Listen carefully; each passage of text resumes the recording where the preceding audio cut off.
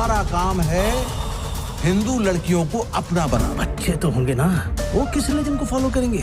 मेरा सलीम ऐसा नहीं है। हमारे यहाँ ये सब नाच गाना ना हराम है। ये तो धोखा है। बढ़ाऊं मैं तारी रील? भूखी मर जाऊंगी, लेकिन बीफ नहीं खाऊंगी।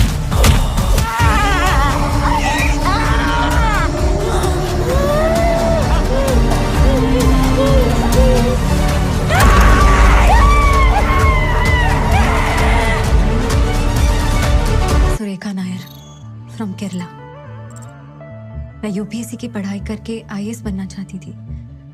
अपने देश के लिए कुछ करना चाहती थी। आईसीएस कब ज्वाइन किया ये जानने के लिए, क्यों ज्वाइन किया और कैसे ज्वाइन किया ये जानना जरूरी है। सलीम के प्यार में मैं इतनी ब्लाइंड हो गई कि मैंने अपना सब कुछ खो दिया। क्या आपको अपना शौहर कबूल है?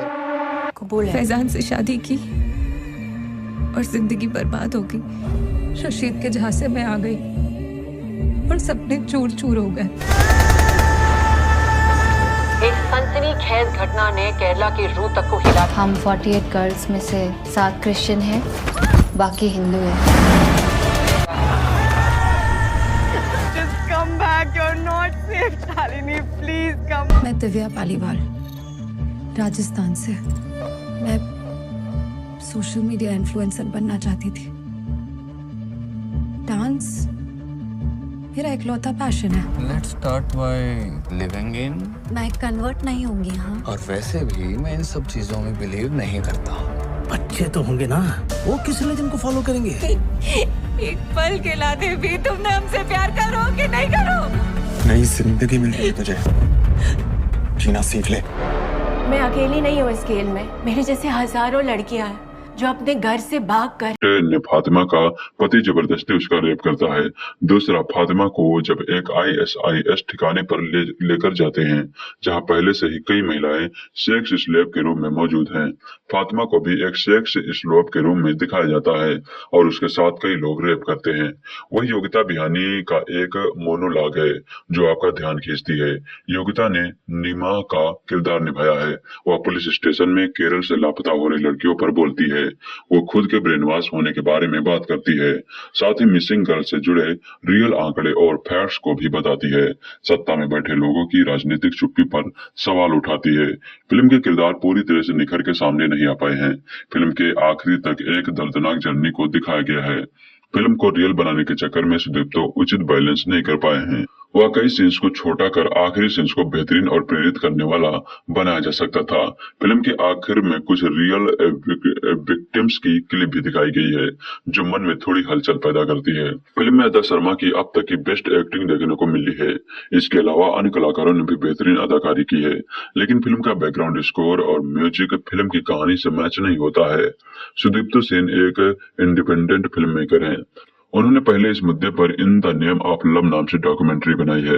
उन्होंने डॉक्यूमेंट्री को थोड़ा बढ़ा चढ़ाकर और मैनिपुलेट कर फिल्म में तब्दील कर दिया। उन्होंने फिल्म को बनाने में बारीकियों और मार्मिकता को समझने में चूक कर दी है। वह एक ही धर्म के प्रति जबरदस्ती की नफरत दिखा रहे हैं, जबकि कमियां और खामियां सभी धर्मों में हैं। लगता है कि वह विवेक अग्निहोत्री और द कश्मीर फाइल्स से ज्यादा प्रभावित हुए हैं। जिस तरह उन्होंने चीजों को बढ़ा चढ़ाकर दिखाया है, उसी तरह सुदीप्तो ने द केरल स्टोरी में दिखाया गया है। देश का जो माहौल है और नई पीढ़ी की देश के मुद्दों को लेकर जो अभिनयता है, उसमें द केरल स्टोरी फिल्म देखने के बाद चर्चा का विषय जरूर बनेगी। ये अलग बात है कि देखने वाला जिस तरह के रुझान वाला होगा उसी तरफ से सोचेगा। कश्मीर फाइल्स फिल्म में बतौर कहानी या डायरेक्शन ऐसा कुछ नहीं था कि उसे फिल्मी दुनिया की बड़ी फिल्मों में रखा जा सके, मगर अगर थी तो केवल हिम्मत, जो आपसे पहले किसी फिल्मी हस्ती में नहीं होती थी कि वो कश्मीर का वह सच दिखा सके जिसके कारण कश्मीर घाटी हिंदू विहीन हो गई। उतनी हिम्मत की जरूरत थी द केरला स्टोरी को बनाने में, जिसे सुदीप्तो सेन ने कर दिखाया है। हमारे यहाँ एक ऐसा राजनीतिक नैरेटिव बनाया गया है जिसमें सच भी एक दायरे से बंध गया है और भारत में आतंक और जिहाद को भी फिल्म इंडस्ट्री बचते बचाते ही दिखाती रही है, इस स्पष्टीकरण के साथ कि जो ऐसा कर रहे हैं असल में वो अपने मजहब को बदनाम कर रहे हैं। ऐसे में उस लव जिहाद पर फिल्म बनाना वाकई हिम्मत का ही काम कहा जाएगा, जिसको लेकर कहा जाता रहा है कि यह कुछ लोगों की कल्पना भर है। यह आश्चर्य नहीं कि आज से कोई 15 साल पहले लव जिहाद की चर्चा केरल से ही शुरू हुई थी। बाद में ऐसी ऐसी घटनाओं को जहां गैर मुस्लिम लड़कियों को बहला फुसला कर या धोखे से इस्लाम कबूल करवा दिया जाता था और निकाह कर लिया जाता था, उसे लव जिहाद कहा जाने लगा। देश भर में ऐसे अनेकों घटनाएं सामने आ चुकी हैं, लेकिन इसे पर्दे पर लाने की शुरुआत उसी केरल से हुई जहां ऐसी घटनाओं का सबसे पहले जिक्र हुआ था। फिल्म की कहानी है नर्सिंग कॉलेज में पढ़ने वाली ऐसी 4 लड़कियों की, जिनमें से 2 हिंदू हैं और 1 ईसाई और 1 मुस्लिम। एक हिंदू लड़की शालिनी यानी अदा शर्मा के पिता नहीं है। उसका घर कासरगोड शहर जहां कॉलेज है वहां से दूर है, सो वो हफ्ते के अंत में घर नहीं जा पाती। दूसरी लड़की है गीतांजलि यानी सिद्धि इदनानी, जिसके पिता कम्युनिस्ट हैं। वो धर्म को अफीम समझते हैं। ये दोनों ही लड़कियां अपने धर्म के बारे में ज्यादा नहीं जानती। ईसाई लड़की निमा यानी योगिता बिहानी जरूर अपना धर्म रीति रिवाज अपनाती है। ऐसे में चौथी लड़की आसफा यानी सोनिया बलानी ISIS के लिए काम कर रहे एक मौलवी व उसके गैंग के संपर्क में है। वह केरल की लड़कियों को लव जिहाद में फंसाकर उनका धर्मांतरण करवाकर उन्हें सीरिया भेजने के एजेंडे में लगी होती है। धीरे धीरे वह इन तीनों लड़कियों को अपने 2 मुस्लिम युवा साथियों के जरिए जाल में फंसाती है। ईसाई लड़की ही बच पाती है, जबकि शालिनी उसमें से एक लड़के से प्रेग्नेंट हो जाती है, तो फातिमा बनकर उसे किसी और से शादी करके सीरिया जाना पड़ता है। जबकि दूसरी लड़की गीतांजलि इनकार करती है तो उसके निजी वीडियो वायरल कर दिए जाते हैं। ईसाई लड़की की ड्रिंक में ड्रग्स मिलाकर उसके साथ गैंगरेप किया जाता है। कहानी की मूल किरदार शालिनी को केंद्र में रखकर फिल्म को आगे बढ़ाया जाता है और कैसे वह सीरिया से बचकर वापस आ पाती है और इस पूरे एजेंडे का दुनिया के सामने खुलासा कर पाती है। इसी को एक नहीं बल्कि 2 समांतर चल रहे फ्लैशबैक के जरिए सुदीप्त सेन ने सावधानी से फिल्माया है। ऐसे में सस्पेंस न होने के बावजूद हाल में पिन ड्रॉप साइलेंस बना रहता है। फिल्म में चूंकि कुल लड़कियों की सच्ची कहानी है, सो बाद में उनकी पहचान छुपाकर उनके बयान भी दिखाए गए हैं, वरना बहुतों को कई बातें इस मूवी की आसानी से हजम नहीं होंगी। कैसे हिंदू और ईसाई धर्म के देवताओं की बुराई करके इस्लाम के अल्लाह की तारीफ की जाती है, कैसे दोजख का खौफ दिखाकर मासूम लड़कियों को डराया जाता है, कैसे उन पर हमला करवा कर यह साबित किया जाता है कि तुमने हिजाब नहीं पहना था इसलिए ऐसा हुआ, कैसे हिंदू धर्म की लड़कियों को अपने ही धर्म ग्रंथों देवी देवताओं का ज्ञान नहीं होता, कैसे केरल में पुलिस और प्रशासन ऐसी शिकायतों पर ध्यान नहीं देती। इस सबको सुदीप्तो सेन ने न केवल बारीकी से बल्कि उससे भी ज्यादा हिम्मत के साथ इसे अपनी मूवी में पिरोया है। मूवी में अदा शर्मा को छोड़कर कोई बड़ा चेहरा नहीं है। अदा भी 1920 कमांडो जैसी मूवीज के जरिए बस अपनी पहचान ही बना पाई हैं, लेकिन इस मूवी ने उन्हें एक्टिंग करने का बेहतरीन मौका दिया है और वो इसमें खरी भी उतरी हैं। आगरा की सोनिया बलानी आसफा के रोल में असरदार हैं। पहले भी कई सीरियल्स व फिल्मों में काम कर चुकी हैं। योगिता बिहानी को अपने ऋतिक की विक्रम वेधा में चंदा के रोल में देखा था। उनकी एक स्पीच द केरल स्टोरी में उनकी तरह फिल्म में इस्तेमाल हुई है, जैसे दर्शन मार्वल की कश्मीर फाइल्स में ली गई थी। और गीतांजलि के रोल में सिद्धि इदनानी के रोल के भी कई सेट्स हैं और वह असर छोड़ ही जाती हैं। मूवी अफगानिस्तान, पाकिस्तान और केरल की लोकेशन को अच्छी तरह से शूट करती है। वहाँ के माहौल और खूबसूरती को भी कैमरे से अच्छे से कैद किया गया है। कहीं से बनावटी सेट नहीं लगते और ना ही जरूरत से ज्यादा भव्य लगते हैं। हाँ, केवल मनोरंजन के लिए मूवी देखने वालों को इस मूवी से निराशा हो सकती है।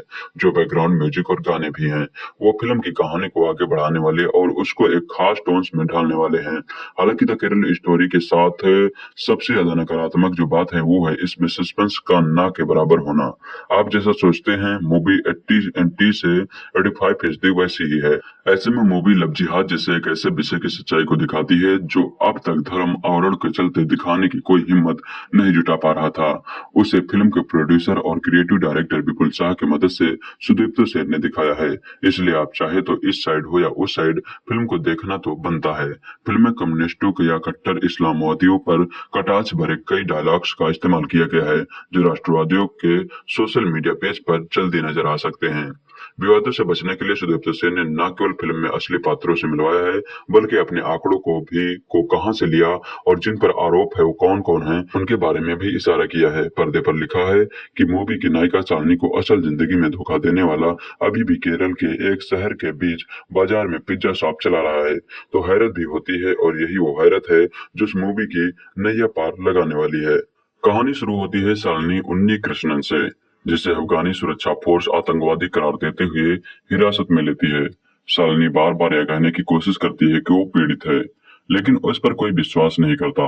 तब फ्लैशबैक में शुरू होती है शालिनी की कहानी।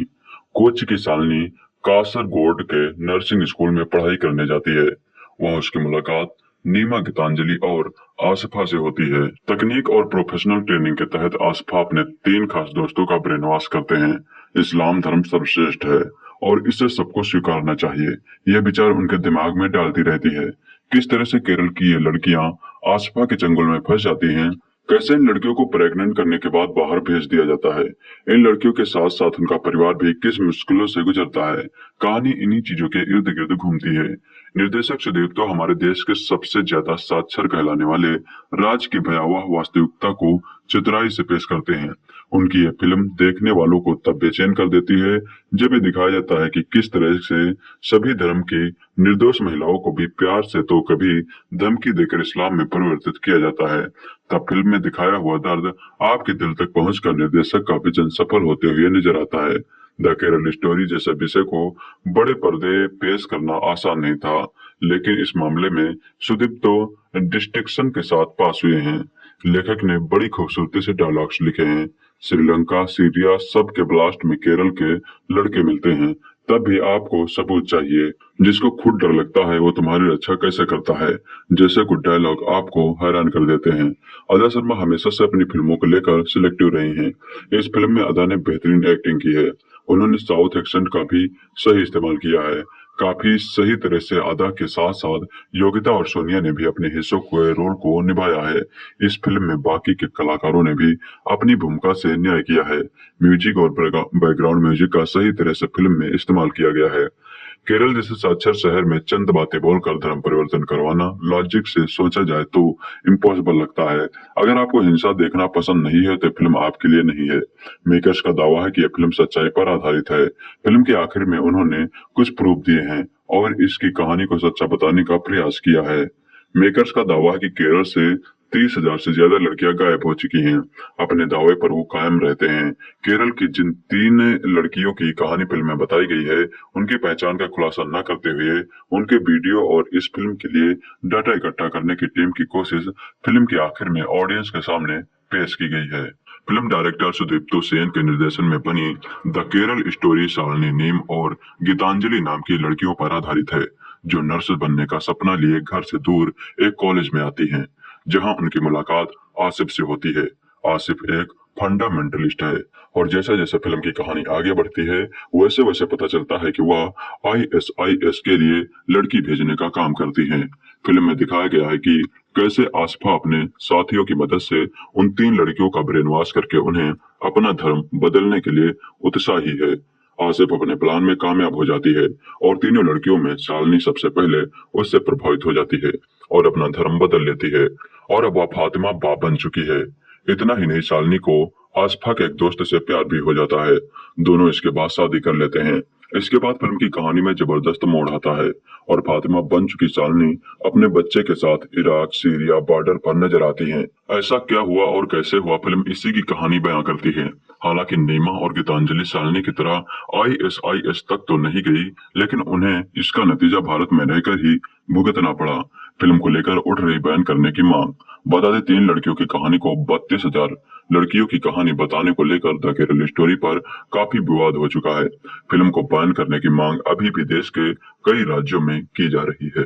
तमाम विवादों के बीच आखिरकार द केरल स्टोरी 5 मई शुक्रवार को सिनेमाघरों में रिलीज हो गई थी। इस फिल्म ने काफी समय से लोगों का ध्यान अपनी ओर खींच रखा था। दर्शक काफी बेसब्री से इस फिल्म का इंतजार भी कर रहे थे। फिल्म को लेकर मचे बवाल के बीच कई जगहों पर हाई अलर्ट किया गया था। माना जा रहा था कि फिल्म को देखने के बाद कई जगहों पर विरोध भी हो सकता है। इसके लिए कई जगह फिल्म की रिलीज को बैन करने की मांग भी की गई थी। हालांकि इसे खारिज कर दिया गया। आइए आपको बताते हैं इस फिल्म से जुड़ी 10 खास बातें। Number 1, the Kerala story film की 32,000 महिलाओं के जबरन धर्मांतरण और उनके ISIS में शामिल कराने की कहानी है। इस फिल्म में अदा शर्मा, योगिता बिहानी, सोनिया बलानी और सिद्ध इडनानी ने खास रोल निभाया है। फिल्म को सुदीप्तो सेन ने निर्देशित किया है। नंबर 2, इस फिल्म के रिलीज होने से पहले इसका ट्रेलर रिलीज हुआ था, जिसके बाद से इस फिल्म का लगातार विरोध किया जा रहा था। नंबर 3, फिल्म में दावा किया गया था कि केरल की 32,000 लड़कियों को इस्लाम कबूल करवाकर ISIS में शामिल होने के लिए सीरिया भेज दिया गया है। इस आंकड़े को लेकर काफी विवाद हो रहा है। नंबर 4, ट्रेलर रिलीज होने के बाद फिल्म को लेकर इतना विरोध हुआ कि सुप्रीम कोर्ट तक में याचिकाएं लगने शुरू हो गई। हालांकि 2 मई को सुप्रीम कोर्ट ने द केरल स्टोरी के खिलाफ दायर याचिकाओं पर सुनवाई से इनकार कर दिया, लेकिन फिल्म की स्टोरी और विवाद ने इसकी जमकर पब्लिसिटी कर दी। नंबर 5, सुप्रीम कोर्ट ने कहा कि सेंसर बोर्ड से मंजूरी मिलने के बाद सुप्रीम कोर्ट इस मामले में हस्तक्षेप नहीं करेगा। अगर फिल्म को चुनौती देनी है तो सबूतों के साथ इसे चुनौती दे। नंबर 6, फिल्म को सेंसर बोर्ड की ओर से ए सर्टिफिकेट दिया गया है। फिल्म से विवादित 10 सीन को काटा गया है, जिसमें पूर्व मुख्यमंत्री का इंटरव्यू भी शामिल है। नंबर 7, इस फिल्म को लेकर मुस्लिम लीग, कांग्रेस पार्टी, केरल के मुख्यमंत्री पिनाराई विजयन और कांग्रेस नेता शशि थरूर भी सवाल उठा चुके हैं। उन्होंने इसे झूठे का पुलिंदा बताया है। मुस्लिम लीग और शशि थरूर ने 32,000 महिलाओं के धर्मांतरण पर सवाल उठाते हुए फिल्म की कहानी का सबूत देने वाले को 1 करोड़ का इनाम देने की बात कही है। नंबर 8, रिलीज से पहले दिल्ली के JNU में फिल्म की स्पेशल स्क्रीनिंग रखी गई थी, जहां फिल्म के डायरेक्टर सुदीप्त सेन ने कहा कि हमने जो आंकड़े दिखाए हैं वो सच में हैं। हमने अपनी रिसर्च के आधार पर ये आंकड़े जुटाए हैं। नंबर 9, फिल्म के रिलीज को कई जगहों पर बैन करने की मांग भी की गई है। हालांकि इस मांग को खारिज कर दिया गया है। केरल में भी फिल्म को बैन नहीं किया गया। नंबर 10, फिल्म में अदा शर्मा लीड रोल प्ले कर रही हैं। उनकी एक्टिंग को काफी दमदार बताया गया है। सोनिया बलानी, सिद्धि इडनानी और योगिता बियानी ने भी फिल्म में दमदार एक्टिंग की है।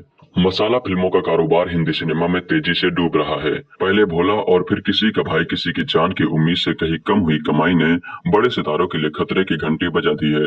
बड़े बड़े सितारों की कोई 2 दर्जन हिंदी फिल्में रिलीज की कतार में हैं और सब अब बॉक्स ऑफिस पर सेफ पैसेज की तलाश में हैं। शाहरुख खान की फिल्म जवान की रिलीज डेट बदलने की सुरसुरी ने हिंदी सिनेमा में बीते कई दिनों से हलचल मचा रखी है और इस बात में कोई शक नहीं है कि सिनेमा अब कोरोना के बाद बदली जनमानस की अवधारणाओं के जितने करीब हो सकेगा उतनी ही कामयाब रहेगा।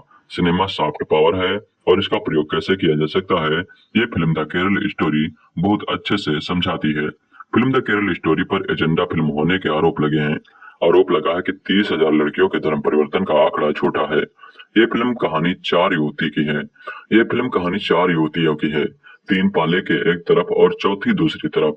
लेकिन अगर ये सच्ची कहानी किसी एक भारतीय युवती की भी है तो भी इसे दुनिया को दिखाया ही जाना चाहिए। Film the Kerala story serious से समझाती है कि लव जिहाद को कैसे अंजाम दिया जाता है। फिल्म खत्म होने के बाद उन परिवारों के लोगों के असल इंटरव्यू दिखाए गए हैं जिनके साथ ये सब वाकई में हो चुका है। एक हंसते खेलते परिवार की युवती शालिनी, जिसे अपनी संस्कृत, अपने परिवार, अपने रहन सहन और अपने आस पड़ोस से प्यार है, नर्स बनने के लिए नर्सिंग कॉलेज जाती है। हॉस्टल में उसकी जिन युवती से दोस्ती होती है उनमें से उसे एक ऐसे रास्ते पर ले जाने का ताना बना बनती है जहां से वापसी की राह है ही नहीं। केरल से श्रीलंका, श्रीलंका से अफगानिस्तान और अफगानिस्तान से सीरिया का उसका सफर वहां आकर थमता है, जहां उसके जैसी तमाम लड़कियां आतंकवादी संगठन ISIS के कैंप में सिर्फ इसलिए जमा की गई हैं ताकि वह इन आतंकवादियों की देह की भूख मिटा सके। फिल्म द केरल स्टोरी शुरू होते ही बताती है कि जिन युवती की कहानियों पर यह फिल्म बनी है उनके घर वालों ने कैमरे पर अपनी आप बीती सुनाई है। शुरू में तो लगता है कि ये एक ऐसी फिल्म है जिसे किसी खास राजनीतिक उद्देश्य से ही बनाया गया है, लेकिन जैसे जैसे फिल्म आगे बढ़ती है ये दर्शकों को अपने साथ जोड़ने लगती है। दिखावे के हमले, दिखावे की सहानुभूति और दिखावे के प्रेम से युवतियों को बरगलाया जाता है। इस्लाम के मायने तोड़ मोड़ कर समझाए जाते हैं। यहाँ तक कि हिंदू देवी देवताओं और ईसा मसीह के बारे में तमाम ऐसी बातें कही जाती हैं जिन्हें देखकर लगता है कि अगर यही बात किसी और धर्म के बारे में कही गई होती तो क्या उस धर्म के अनुयायी भी इतने ही सहिष्णु होकर ये फिल्म देखते रहते। धर्म प्रचारकों की हथकंडों का पर्दाफाश करती फिल्म द केरल स्टोरी खत्म होते होते एक ऐसी सच्ची घटना पर आधारित फिल्म बन जाती है जिसे कहना हर कालकांड में जरूरी लगता है। अदा Sharma film the Kerala story में मुख्य भूमिका निभा रही हैं, पहले शालिनी और फिर फातिमा के किरदार में। उन्होंने फिल्म को एक तरह से अपने दोनों कंधों पर उठाए रखा है। केरल से ताल्लुक रखने वाली अपनी माँ में मलयालम उन्हें घुट्टी में मिली ही है। वह पर्दे पर मलयालम बोलती भी कमाल की है। फिल्म दिल से दिल के बाद एक दूसरी हिंदी फिल्म है जिसमें मलयालम में गाना है और भाषा समझ में न आने के बावजूद सिर्फ अदा शर्मा के अभिनय और ब्रिजेश श्रीवत्सा के मधुर संगीत से ये गाना बहुत ही सुरुचिपूर्ण भाव पैदा करता है। फिल्म के रचनात्मक निर्देशक और निर्माता विपुल अमरलाल शाह की इस बात के लिए दाद देनी चाहिए कि उन्होंने एक कठिन विषय पर फिल्म बनाते समय इनके कलाकारों में चयन में कोई समझौता नहीं किया है। फिल्म द केरल स्टोरी में शालिनी की सहेलियों के किरदार में योगिता बिहानी और सिद्ध इदनानी ने बहुत ही असरदार अभिनय किया है। एक कम्युनिस्ट नेता की बेटी के रोल में सिद्ध अपने किरदार का पूरा ग्राफ जीती हैं और प्रेम में डूबी लड़की से लेकर अपनी अस्मिता गंवाकर होश में आई लड़की की घुटने न टेकने वाले ऐलान तक के दृश्यों में उनका अभिनय नोटिस करने लायक है। योगिता बिहानी के किरदार का काम फिल्म में होशियार लड़की का है, लेकिन धोखे से जब उसके साथ ही सामूहिक बलात्कार होता है तो ऐसे पूरे षड्यंत्र का पर्दाफाश करने का बीड़ा उठाती है और इस किरदार को पर्दे पर इसके सारे अवयवों के साथ योगिता ने बहुत ही खूबसूरती से पेश भी किया है। सोनिया बलानी यहाँ उस युवती के किरदार में है जिसके पास साधारण घर की युवतियों को बहला फुसला कर उन युवकों के आगोश में पहुंचाने की जिम्मेदारी है जो इनका सील भंग करके उन्हें अपने कहे रास्ते पर चलने को मजबूर कर देते हैं। फिल्म द केरल स्टोरी पर तमाम आरोप लगे हैं, आगे भी लगते ही रहेंगे, लेकिन इसके निर्देशक सुदीप्तो सेन ने तथ्यों पर कायम रखते हुए एक संतुलित फिल्म बनाने की अच्छी कोशिश की है। फिल्म के कुछ दृश्य काफी भयावह हैं और कमजोर दिल के लोगों को असहज भी कर सकते हैं, लेकिन ये कथानक की गंभीरता जताने के लिए जरूरी भी नजर आते हैं। विश्व सिनेमा में सुदीप्तो की नजदीकियां यहाँ उन्हें अपने विषय पर पकड़ बनाए रखने में पूरी मदद करती हैं। सुदीप्तो के सिनेमा में के बारे में जिन्हें पता है वह उसकी शैली के कायल ही रहे हैं और सिनेमा में मोलोड्रामा पनपने नहीं देते। उनके दृश्यों में नाटकीयता की भी हदें तय है और ये हदें ही फिल्म द केरल स्टोरी को एक अच्छी फिल्म का तमगा दिलाने में मदद करती हैं। फिल्म के संगीत जैसी ही सरलता इसकी तकनीकी टीम में भी है। केरल से लेकर सीरिया और अफगानिस्तान जैसे इलाकों को पर्दे पर दिखाने के लिए इसकी वास्तविकता के बेहद करीब के स्थलों को फिल्माने के लिए फिल्म को छाया निर्देशक प्रशांत महापात्र ने अपने कैमरे को बेहद साफ कर रखा है। कस्ट्यूम डिजाइनर राधिका मेहरा की मेहनत फिल्म के किरदारों की वेशभूषा में अच्छे से झलकती है और अंगना सेन व चेतन आचार्य ने फिल्म का वातावरण संजोने में अपने प्रोडक्शन डिजाइन टीम के साथ मिलकर काफी मेहनत की है। फिल्म के खटकने वाले जो पहलू हैं वह है इसका बैकग्राउंड म्यूजिक और इसके मारधाड़ वाले दृश्यों का संयोजन। फिल्म के कलाकारों का मेकअप भी थोड़ा बेहतर और दृश्यों के प्रकाश संयोजन के हिसाब से होता तो असर गहरा होता। फिल्म द केरल स्टोरी को अगर निष्पक्ष भाव से देखा जाए तो ये एक प्रोपेगेंडा फिल्म बिल्कुल भी नहीं नजर आती। कभी धर्म में छुपे शोषण ने लोगों को धर्म परिवर्तन के लिए मजबूर किया है तो कभी जबरन भी धर्म परिवर्तन की घटनाएं लगातार सामने आती रहती हैं। बीते कुछ वर्षों में प्यार के चलते मजबूर कर धर्म परिवर्तन के सैकड़ों मामले सामने आए हैं जिसमें लव जिहाद का नाम दिया गया है, लेकिन साल 2016 से 18 में केरल में ऐसे हैरान करने वाले कई मामले सामने आए जिनमें लड़कियों को किसी न किसी वजह से इस्लाम अपनाने के लिए मजबूर किया गया और उन्हें इस्लामिक स्टेट यानी ISIS के लिए तैयार किया गया। सुदीप्तो सेन की द केरल स्टोरी केरल में घटी ऐसी ही सच्ची घटना पर आधारित कहानी है। फिल्म में दिखाया गया है कि केरल के एक नर्सिंग कॉलेज की लड़कियों को इस्लाम अपनाने और ISIS संगठन में शामिल होने के लिए किस तरह से ब्रेन वॉश किया गया है। द केरल स्टोरी 3 लड़कियों की कहानी है जिनकी जिंदगी ISIS के लिए काम करने वाले कुछ भारतीय मुसलमानों के हाथों बर्बाद हो गई है। फिल्म में लव जिहाद के एंगल को भी भुनाया गया है जहां मुस्लिम लड़के 2 लड़कियों को इस्लाम अपनाने और अपने परिवार को छोड़ने के लिए मजबूर करते हैं। शालिनी उन्नी कृष्णन यानी अदा शर्मा धर्म परिवर्तन कर फातिमा बाप बन जाती हैं, फिर कई उतार चढ़ाव का सामना करती हैं। कैसे इन लड़कियों को प्यार और पैसे देकर ब्रेन वॉश कर उनका विश्वास जीता गया, उन्हें कुछ तर्कों के साथ बताया गया है कि इस्लाम दुनिया का सबसे बड़ा धर्म है, बाकी धर्मों के भगवान में कितनी खामियां रही हैं। फिल्म में कई जगहों पर भगवान और अल्लाह के बीच कौन शक्तिशाली है इस पर भ्रामक और बचकाने तर्क दिए गए हैं।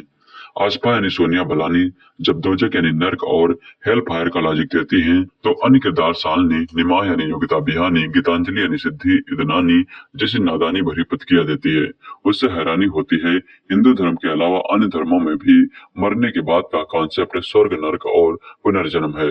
डायरेक्टर सुदीप्तो ने यहाँ हिंदू लड़कियों को कमजोर और भोला जबकि मुस्लिम लड़कियों को चालाक और इस्लाम के प्रति वफादार दिखाया है। कई जगह लगता है कि इसे बैलेंस करने की कोशिश की गई है।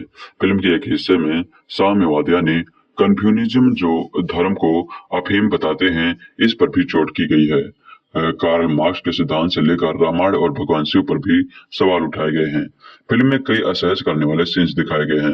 पहला सीन जब प्रेग्नेंट ने फातिमा का पति जबरदस्ती उसका रेप करता है। दूसरा, फातिमा को जब एक ISIS ठिकाने पर लेकर जाते हैं जहां पहले से ही कई महिलाएं सेक्स स्लेव के रूप में मौजूद हैं। फातिमा को भी एक सेक्स स्लेव के रूप में दिखाया जाता है और उसके साथ कई लोग रेप करते हैं। वही योगिता बिहानी का एक मोनोलॉग है जो आपका ध्यान खींचती है। योगिता ने नीमा का किरदार निभाया है। वह पुलिस स्टेशन में केरल से लापता हो रही लड़कियों पर बोलती है। वो खुद के ब्रेन वॉश होने के बारे में बात करती है, साथ ही मिसिंग गर्ल से जुड़े रियल आंकड़े और फैक्ट्स को भी बताती है। सत्ता में बैठे लोगों की राजनीतिक चुप्पी पर सवाल उठाती है। फिल्म के किरदार पूरी तरह से निखर के सामने नहीं आ पाए हैं। फिल्म के आखिरी तक एक दर्दनाक जर्नी को दिखाया गया है। फिल्म को रियल बनाने के चक्कर में सुदीप तो उचित बैलेंस नहीं कर पाए हैं। वह कई सीन्स को छोटा कर आखिरी सीन्स को बेहतरीन और प्रेरित करने वाला बनाया जा सकता था। फिल्म के आखिर में कुछ रियल विक्टिम्स की क्लिप भी दिखाई गई है जो मन में थोड़ी हलचल पैदा करती है। फिल्म में अदा शर्मा की अब तक की बेस्ट एक्टिंग देखने को मिली है। इसके अलावा अन्य कलाकारों ने भी बेहतरीन अदाकारी की है, लेकिन फिल्म का बैकग्राउंड स्कोर और म्यूजिक फिल्म की कहानी से मैच नहीं होता है। सुदीप्तो सेन एक इंडिपेंडेंट फिल्म मेकर हैं। उन्होंने पहले इस मुद्दे पर in the name of love नाम से डॉक्यूमेंट्री बनाई है।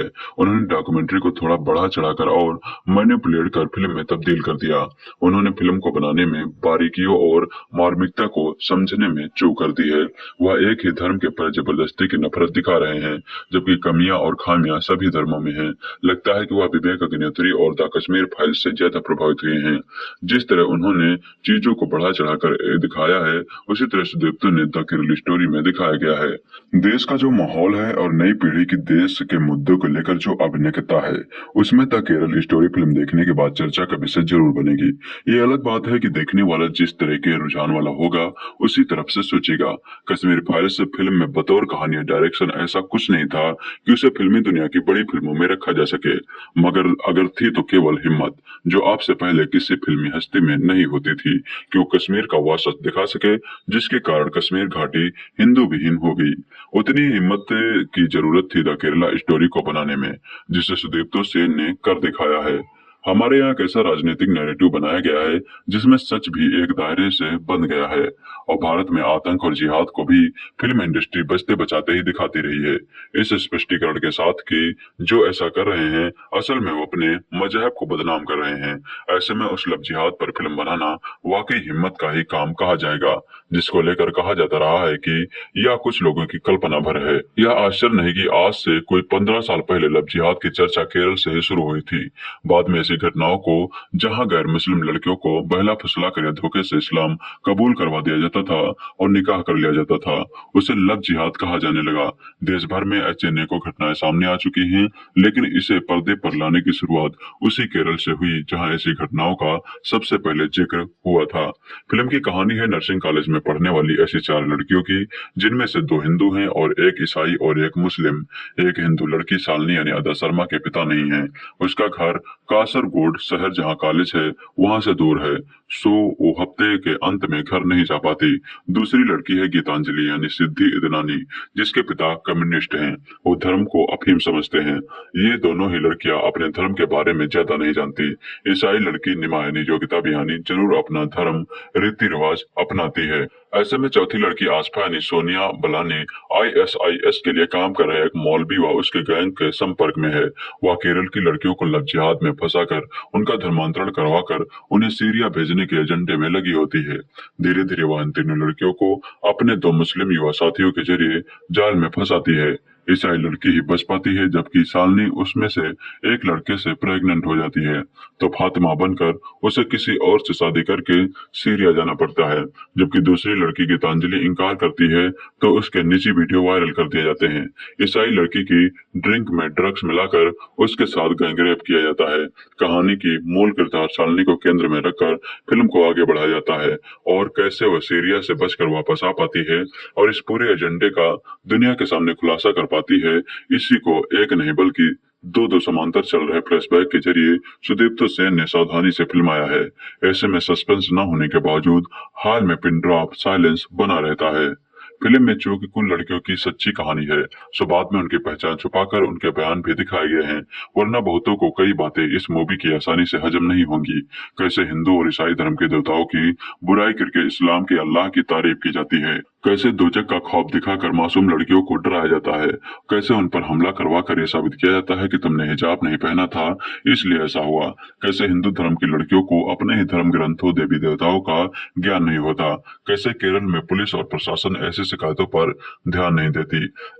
इस सबको सुदीप्तो से ने न केवल बारीकी से बल्कि उससे भी ज्यादा हिम्मत के साथ इसे अपनी मूवी में पिरोया है। मूवी में अदा शर्मा को छोड़कर कोई बड़ा चेहरा नहीं है। अदा भी 1920 कमांडो जैसी मूवीज के जरिए बस अपनी पहचान ही बना पाई हैं, लेकिन इस मूवी ने उन्हें एक्टिंग करने का बेहतरीन मौका दिया है और वो इसमें खरी भी उतरी हैं। आगरा की सोनिया बलानी आसफा के रोल में असरदार हैं। पहले भी कई सीरियल्स व फिल्मों में काम कर चुकी हैं। योगिता बिहानी को अपने ऋतिक की विक्रम वेधा में चंदा के रोल में देखा था। उनकी एक स्पीच द केरल स्टोरी में उनकी तरह फिल्म में इस्तेमाल हुई है, जैसे दर्शन मार्वल की कश्मीर फाइल्स में ली गई थी। और गीतांजलि के रोल में सिद्धि इदनानी के रोल के भी कई सेट्स हैं और वह असर छोड़ दी जाती हैं। मूवी अफगानिस्तान, पाकिस्तान और केरल के लोकेशन को अच्छी तरह से शूट करती है। वहाँ के माहौल और खूबसूरती को भी कैमरे से अच्छे से कैद किया गया है। कहीं से बनावटी शर्ट नहीं लगते और ना ही जरूरत से ज्यादा भव्य लगते हैं। हाँ, केवल मनोरंजन के लिए मूवी देखने वालों को इस मूवी से निराशा हो सकती है। जो बैकग्राउंड म्यूजिक और गाने भी हैं, वो फिल्म की कहानी को आगे बढ़ाने वाले और उसको एक खास टोन्स में ढालने वाले हैं। हालांकि द केरल स्टोरी के साथ सबसे ज्यादा नकारात्मक जो बात है वो है इसमें सस्पेंस का ना के बराबर होना। आप जैसा सोचते हैं मूवी 80 से 85% वैसी ही है। ऐसे में मूवी लव जिहाद जैसे एक ऐसे विषय की सच्चाई को दिखाती है जो अब तक धर्म आवरण के चलते दिखाने की कोई हिम्मत नहीं जुटा पा रहा था। उसे फिल्म के प्रोड्यूसर और क्रिएटिव डायरेक्टर विपुल शाह की मदद से सुदीप्तो सेठ ने दिखाया है। इसलिए आप चाहे तो इस साइड हो या उस साइड फिल्म को देखना तो बनता है। फिल्म में कम्युनिस्टों के या कट्टर इस्लामवादियों पर कटाक्ष भरे कई डायलॉग्स का इस्तेमाल किया गया है जो राष्ट्रवादियों के सोशल मीडिया पेज पर जल्दी नजर आ सकते हैं। विवादों से बचने के लिए सुदीप्तो सेठ ने न केवल फिल्म में असली पात्रों से मिलवाया है बल्कि अपने आंकड़ों को कहां से लिया और जिन पर आरोप है वो कौन कौन है उनके बारे में भी इशारा किया है। पर्दे पर लिखा है कि मूवी की नायिका शालिनी को असल जिंदगी में धोखा देने वाला अभी भी केरल के एक शहर के बीच बाजार में पिज्जा शॉप चला रहा है। तो हैरत भी होती है और यही वो हैरत है जो इस मूवी की नैया पार लगाने वाली है। कहानी शुरू होती है शालिनी उन्नी कृष्णन से, जिसे अफगानी सुरक्षा फोर्स आतंकवादी करार देते हुए हिरासत में लेती है। शालिनी बार बार यह कहने की कोशिश करती है कि वो पीड़ित है, लेकिन उस पर कोई विश्वास नहीं करता। तब फ्लैशबैक में शुरू होती है शालिनी की कहानी। कोच की शालिनी कासरगोड के नर्सिंग स्कूल में पढ़ाई करने जाती है। वहाँ उसकी मुलाकात नीमा, गीतांजलि और आसफा से होती है। तकनीक और प्रोफेशनल ट्रेनिंग के तहत आसफा अपने 3 खास दोस्तों का ब्रेन वॉश करते हैं। इस्लाम धर्म सर्वश्रेष्ठ है और इसे सबको स्वीकारना चाहिए, यह विचार उनके दिमाग में डालती रहती है। किस तरह से केरल की ये लड़कियां आसफा के चंगुल में फंस जाती हैं, कैसे इन लड़कियों को प्रेग्नेंट करने के बाद बाहर भेज दिया जाता है, इन लड़कियों के साथ साथ उनका परिवार भी किस मुश्किलों से गुजरता है। कहानी इन्हीं चीजों के इर्द गिर्द घूमती है। निर्देशक सुदीप्तो हमारे देश के सबसे ज्यादा साक्षर कहलाने वाले राज्य की भयावह वास्तविकता को चितराई से पेश करते हैं। उनकी ये फिल्म देखने वालों को तब बेचैन कर देती है जब ये दिखाया जाता है कि किस तरह से सभी धर्म की निर्दोष महिलाओं को भी प्यार से तो कभी धमकी देकर इस्लाम में परिवर्तित किया जाता है। तब फिल्म में दिखाया हुआ दर्द आपके दिल तक पहुंचकर निर्देशक का विजन सफल होते हुए नजर आता है। द केरल स्टोरी जैसे विषय को बड़े पर्दे पेश करना आसान नहीं था, लेकिन इस मामले में सुदीप्तो डिस्टिंक्शन के साथ पास हुए हैं। लेखक ने बड़ी खूबसूरती से डायलॉग्स लिखे हैं। श्रीलंका, सीरिया सब के ब्लास्ट में केरल के लड़के मिलते हैं, तब भी आपको सबूत चाहिए। जिसको खुद डर लगता है वो तुम्हारी रक्षा कैसे करता है, जैसे कुछ डायलॉग आपको हैरान कर देते हैं। अदा शर्मा हमेशा से अपनी फिल्मों को लेकर सिलेक्टिव रही हैं। इस फिल्म में अदा ने बेहतरीन एक्टिंग की है। उन्होंने साउथ एक्सेंट का भी सही इस्तेमाल किया है। काफी सही तरह से अदा के साथ साथ योगिता और सोनिया ने भी अपने हिस्सों के रोल को निभाया है। इस फिल्म में बाकी के कलाकारों ने भी अपनी भूमिका से न्याय किया है। म्यूजिक और बैकग्राउंड म्यूजिक का सही तरह से फिल्म में इस्तेमाल किया गया है। केरल जैसे साक्षर शहर में चंद बातें बोलकर धर्म परिवर्तन करवाना लॉजिक से सोचा जाए तो इम्पॉसिबल लगता है। अगर आपको हिंसा देखना पसंद नहीं है तो फिल्म आपके लिए नहीं है। मेकर्स का दावा है कि यह फिल्म सच्चाई पर आधारित है। फिल्म के आखिर में उन्होंने कुछ प्रूफ दिए हैं और इसकी कहानी को सच्चा बताने का प्रयास किया है। मेकर्स का दावा है कि केरल से 30,000 से ज्यादा लड़कियां गायब हो चुकी हैं। अपने दावे पर वो कायम रहते हैं। केरल की जिन 3 लड़कियों की कहानी फिल्म में बताई गई है, उनकी पहचान का खुलासा न करते हुए उनके वीडियो और इस फिल्म के लिए डाटा इकट्ठा करने की टीम की कोशिश फिल्म के आखिर में ऑडियंस के सामने पेश की गई है। फिल्म डायरेक्टर सुदीप्तो सेन के निर्देशन में बनी the Kerala story Shalini name और गीतांजलि नाम की लड़कियों पर आधारित है, जो नर्स बनने का सपना लिए घर से दूर एक कॉलेज में आती हैं, जहां उनकी मुलाकात आसिफ से होती है। आसिफ एक फंडामेंटलिस्ट है और जैसे जैसे फिल्म की कहानी आगे बढ़ती है वैसे वैसे पता चलता है कि वह ISIS के लिए लड़की भेजने का काम करती है। फिल्म में दिखाया गया है कि कैसे आसफा अपने साथियों की मदद से उन 3 लड़कियों का ब्रेन वॉश करके उन्हें अपना धर्म बदलने के लिए उत्साही है। आसिफ अपने प्लान में कामयाब हो जाती है और तीनों लड़कियों में शालिनी सबसे पहले उससे प्रभावित हो जाती है और अपना धर्म बदल लेती है और अब वह फातिमा बाप बन चुकी है। इतना ही नहीं, शालिनी को आसफा के एक दोस्त से प्यार भी हो जाता है। दोनों इसके बाद शादी कर लेते हैं। इसके बाद फिल्म की कहानी में जबरदस्त मोड़ आता है और फातिमा बन चुकी शालिनी अपने बच्चे के साथ इराक सीरिया बॉर्डर पर नजर आती हैं। ऐसा क्या हुआ और कैसे हुआ, फिल्म इसी की कहानी बयां करती है। हालांकि नीमा और गीतांजलि शालिनी की तरह ISIS तक तो नहीं गई, लेकिन उन्हें इसका नतीजा भारत में रहकर ही भुगतना पड़ा। फिल्म को लेकर उठ रही बैन करने की मांग। बता दें, 3 लड़कियों की कहानी को 32,000 लड़कियों की कहानी बताने को लेकर द केरल स्टोरी पर काफी विवाद हो चुका है। फिल्म को बैन करने की मांग अभी भी देश के कई राज्यों में की जा रही है। तमाम विवादों के बीच आखिरकार द केरल स्टोरी 5 मई शुक्रवार को सिनेमाघरों में रिलीज हो गई थी। इस फिल्म ने काफी समय से लोगों का ध्यान अपनी ओर खींच रखा था। दर्शक काफी बेसब्री से इस फिल्म का इंतजार भी कर रहे थे। फिल्म को लेकर मचे बवाल के बीच कई जगहों पर हाई अलर्ट किया गया था। माना जा रहा था कि फिल्म को देखने के बाद कई जगहों पर विरोध भी हो सकता है। इसके लिए कई जगह फिल्म की रिलीज को बैन करने की मांग भी की गई थी। हालांकि इसे खारिज कर दिया गया। आइए आपको बताते हैं इस फिल्म से जुड़ी 10 खास बातें। Number 1, the Kerala story film की 32,000 महिलाओं के जबरन धर्मांतरण और उनके ISIS में शामिल कराने की कहानी है। इस फिल्म में अदा शर्मा, योगिता बिहानी, सोनिया बलानी और सिद्ध इडनानी ने खास रोल निभाया है। फिल्म को सुदीप्तो सेन ने निर्देशित किया है। नंबर 2, इस फिल्म के रिलीज होने से पहले इसका ट्रेलर रिलीज हुआ था, जिसके बाद से इस फिल्म का लगातार विरोध किया जा रहा था।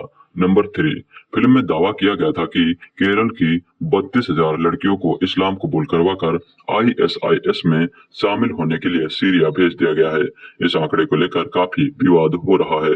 नंबर 4, ट्रेलर रिलीज होने के बाद फिल्म को लेकर इतना विरोध हुआ कि सुप्रीम कोर्ट तक में याचिकाएं लगने शुरू हो गई। हालांकि 2 मई को सुप्रीम कोर्ट ने द केरल स्टोरी के खिलाफ दायर याचिकाओं पर सुनवाई से इंकार कर दिया, लेकिन फिल्म की स्टोरी और विवाद ने इसकी जमकर पब्लिसिटी कर दी। नंबर 5, सुप्रीम कोर्ट ने कहा कि सेंसर बोर्ड से मंजूरी मिलने के बाद सुप्रीम कोर्ट इस मामले में हस्तक्षेप नहीं करेगा।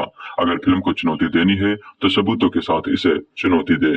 नंबर 6, फिल्म को सेंसर बोर्ड की ओर से ए सर्टिफिकेट दिया गया है। फिल्म से विवादित 10 सीन को काटा गया है, जिसमें पूर्व मुख्यमंत्री का इंटरव्यू भी शामिल है। नंबर 7, इस फिल्म को लेकर मुस्लिम लीग, कांग्रेस पार्टी, केरल के मुख्यमंत्री पिनाराई विजयन और कांग्रेस नेता शशि थरूर भी सवाल उठा चुके हैं। उन्होंने इसे झूठे का पुलिंदा बताया है। मुस्लिम लीग और शशि थरूर ने 32,000 महिलाओं के धर्मांतरण पर सवाल उठाते हुए फिल्म की कहानी का सबूत देने वाले को 1 करोड़ का इनाम देने की बात कही है। नंबर 8, रिलीज से पहले दिल्ली के JNU में फिल्म की स्पेशल स्क्रीनिंग रखी गई थी, जहां फिल्म के डायरेक्टर सुदीप्तो सेन ने कहा कि हमने जो आंकड़े दिखाए हैं वो सच में हैं। हमने अपनी रिसर्च के आधार पर ये आंकड़े जुटाए हैं। नंबर 9, फिल्म के रिलीज को कई जगहों पर बैन करने की मांग भी की गई है। हालांकि इस मांग को खारिज कर दिया गया है। केरल में भी फिल्म को बैन नहीं किया गया। नंबर 10, फिल्म में अदा शर्मा लीड रोल प्ले कर रही हैं। उनकी एक्टिंग को काफी दमदार बताया गया है। सोनिया बलानी, सिद्धि इडनानी और योगिता बिहानी ने भी फिल्म में दमदार एक्टिंग की है। मसाला फिल्मों का कारोबार हिंदी सिनेमा में तेजी से डूब रहा है। पहले भोला और फिर किसी का भाई किसी की जान की उम्मीद से कहीं कम हुई कमाई ने बड़े सितारों के लिए खतरे की घंटी बजा दी है। बड़े बड़े सितारों की कोई 2 दर्जन हिंदी फिल्में रिलीज की कतार में हैं और सब अब बॉक्स ऑफिस पर सेफ पैसेज की तलाश में हैं। शाहरुख खान की फिल्म जवान की रिलीज डेट बदलने की सुरसुरी ने हिंदी सिनेमा में बीते कई दिनों से हलचल मचा रखी है और इस बात में कोई शक नहीं है कि सिनेमा अब कोरोना के बाद बदली जनमानस की अवधारणाओं के जितने करीब हो सकेगा उतनी ही कामयाब रहेगा। सिनेमा सॉफ्ट पावर है और इसका प्रयोग कैसे किया जा सकता है ये फिल्म द केरल स्टोरी बहुत अच्छे से समझाती है। फिल्म द केरल स्टोरी पर एजेंडा फिल्म होने के आरोप लगे हैं। आरोप लगा है कि 30,000 लड़कियों के धर्म परिवर्तन का आंकड़ा झूठा है। ये फिल्म कहानी चार युवतियों की है, 3 पाले के एक तरफ और चौथी दूसरी तरफ। लेकिन अगर ये सच्ची कहानी किसी एक भारतीय युवती की भी है तो भी इसे दुनिया को दिखाया ही जाना चाहिए। फिल्म द केरल स्टोरी सिरे से समझाती है कि लव जिहाद को कैसे अंजाम दिया जाता है। फिल्म खत्म होने के बाद उन परिवारों के लोगों के असल इंटरव्यू दिखाए गए हैं जिनके साथ ये सब वाकई में हो चुका है। एक हंसते खेलते परिवार की युवती शालिनी, जिसे अपनी संस्कृत, अपने परिवार, अपने रहन सहन और अपने आस पड़ोस से प्यार है, नर्स बनने के लिए नर्सिंग कॉलेज जाती है। हॉस्टल में उसकी जिन युवती से दोस्ती होती है उनमें से उसे एक ऐसे रास्ते पर ले जाने का ताना बना बनती है जहाँ से वापसी की राह है ही नहीं। केरल से श्रीलंका, श्रीलंका से अफगानिस्तान और अफगानिस्तान से सीरिया का उसका सफर वहां आकर थमता है जहां उसके जैसे तमाम लड़कियां आतंकवादी संगठन ISIS के कैंप में सिर्फ इसलिए जमा की गई हैं ताकि वे इन आतंकवादियों की देह की भूख मिटा सके। फिल्म द केरल स्टोरी शुरू होते ही बताती है कि जिन युवती की कहानियों पर यह फिल्म बनी है उनके घर वालों ने कैमरे पर अपनी आप बीती सुनाई है। शुरू में तो लगता है कि ये एक ऐसी फिल्म है जिसे किसी खास राजनीतिक उद्देश्य से ही बनाया गया है, लेकिन जैसे जैसे फिल्म आगे बढ़ती है ये दर्शकों को अपने साथ जोड़ने लगती है। दिखावे के हमले, दिखावे की सहानुभूति और दिखावे के प्रेम से युवतियों को बरगलाया जाता है। इस्लाम के मायने तोड़ मोड़ कर समझाए जाते हैं। यहाँ तक कि हिंदू देवी देवताओं और ईसा मसीह के बारे में तमाम ऐसी बातें कही जाती हैं जिन्हें देखकर लगता है कि अगर यही बात किसी और धर्म के बारे में कही गई होती तो क्या उस धर्म के अनुयायी भी इतने ही सहिष्णु होकर ये फिल्म देखते रहते। धर्म प्रचारकों के हथकंडों का पर्दाफाश करती फिल्म द केरल स्टोरी खत्म होते होते एक ऐसी सच्ची घटना पर आधारित फिल्म बन जाती है जिसे कहना हर कालकांड में जरूरी लगता है। अदा Sharma film the Kerala story में मुख्य भूमिका निभा रही हैं, पहले शालिनी और फिर फातिमा के किरदार में। उन्होंने फिल्म को एक तरह से अपने दोनों कंधों पर उठाए रखा है। केरल से ताल्लुक रखने वाली अपनी माँ में मलयालम उन्हें घुट्टी में मिली ही है। वह पर्दे पर मलयालम बोलती भी कमाल की है। फिल्म दिल से दिल के बाद एक दूसरी हिंदी फिल्म है जिसमें मलयालम में गाना है और भाषा समझ में न आने के बावजूद सिर्फ अदा शर्मा के अभिनय और ब्रियस श्रीवत्सा के मधुर संगीत से ये गाना बहुत ही सुरुचिपूर्ण भाव पैदा करता है।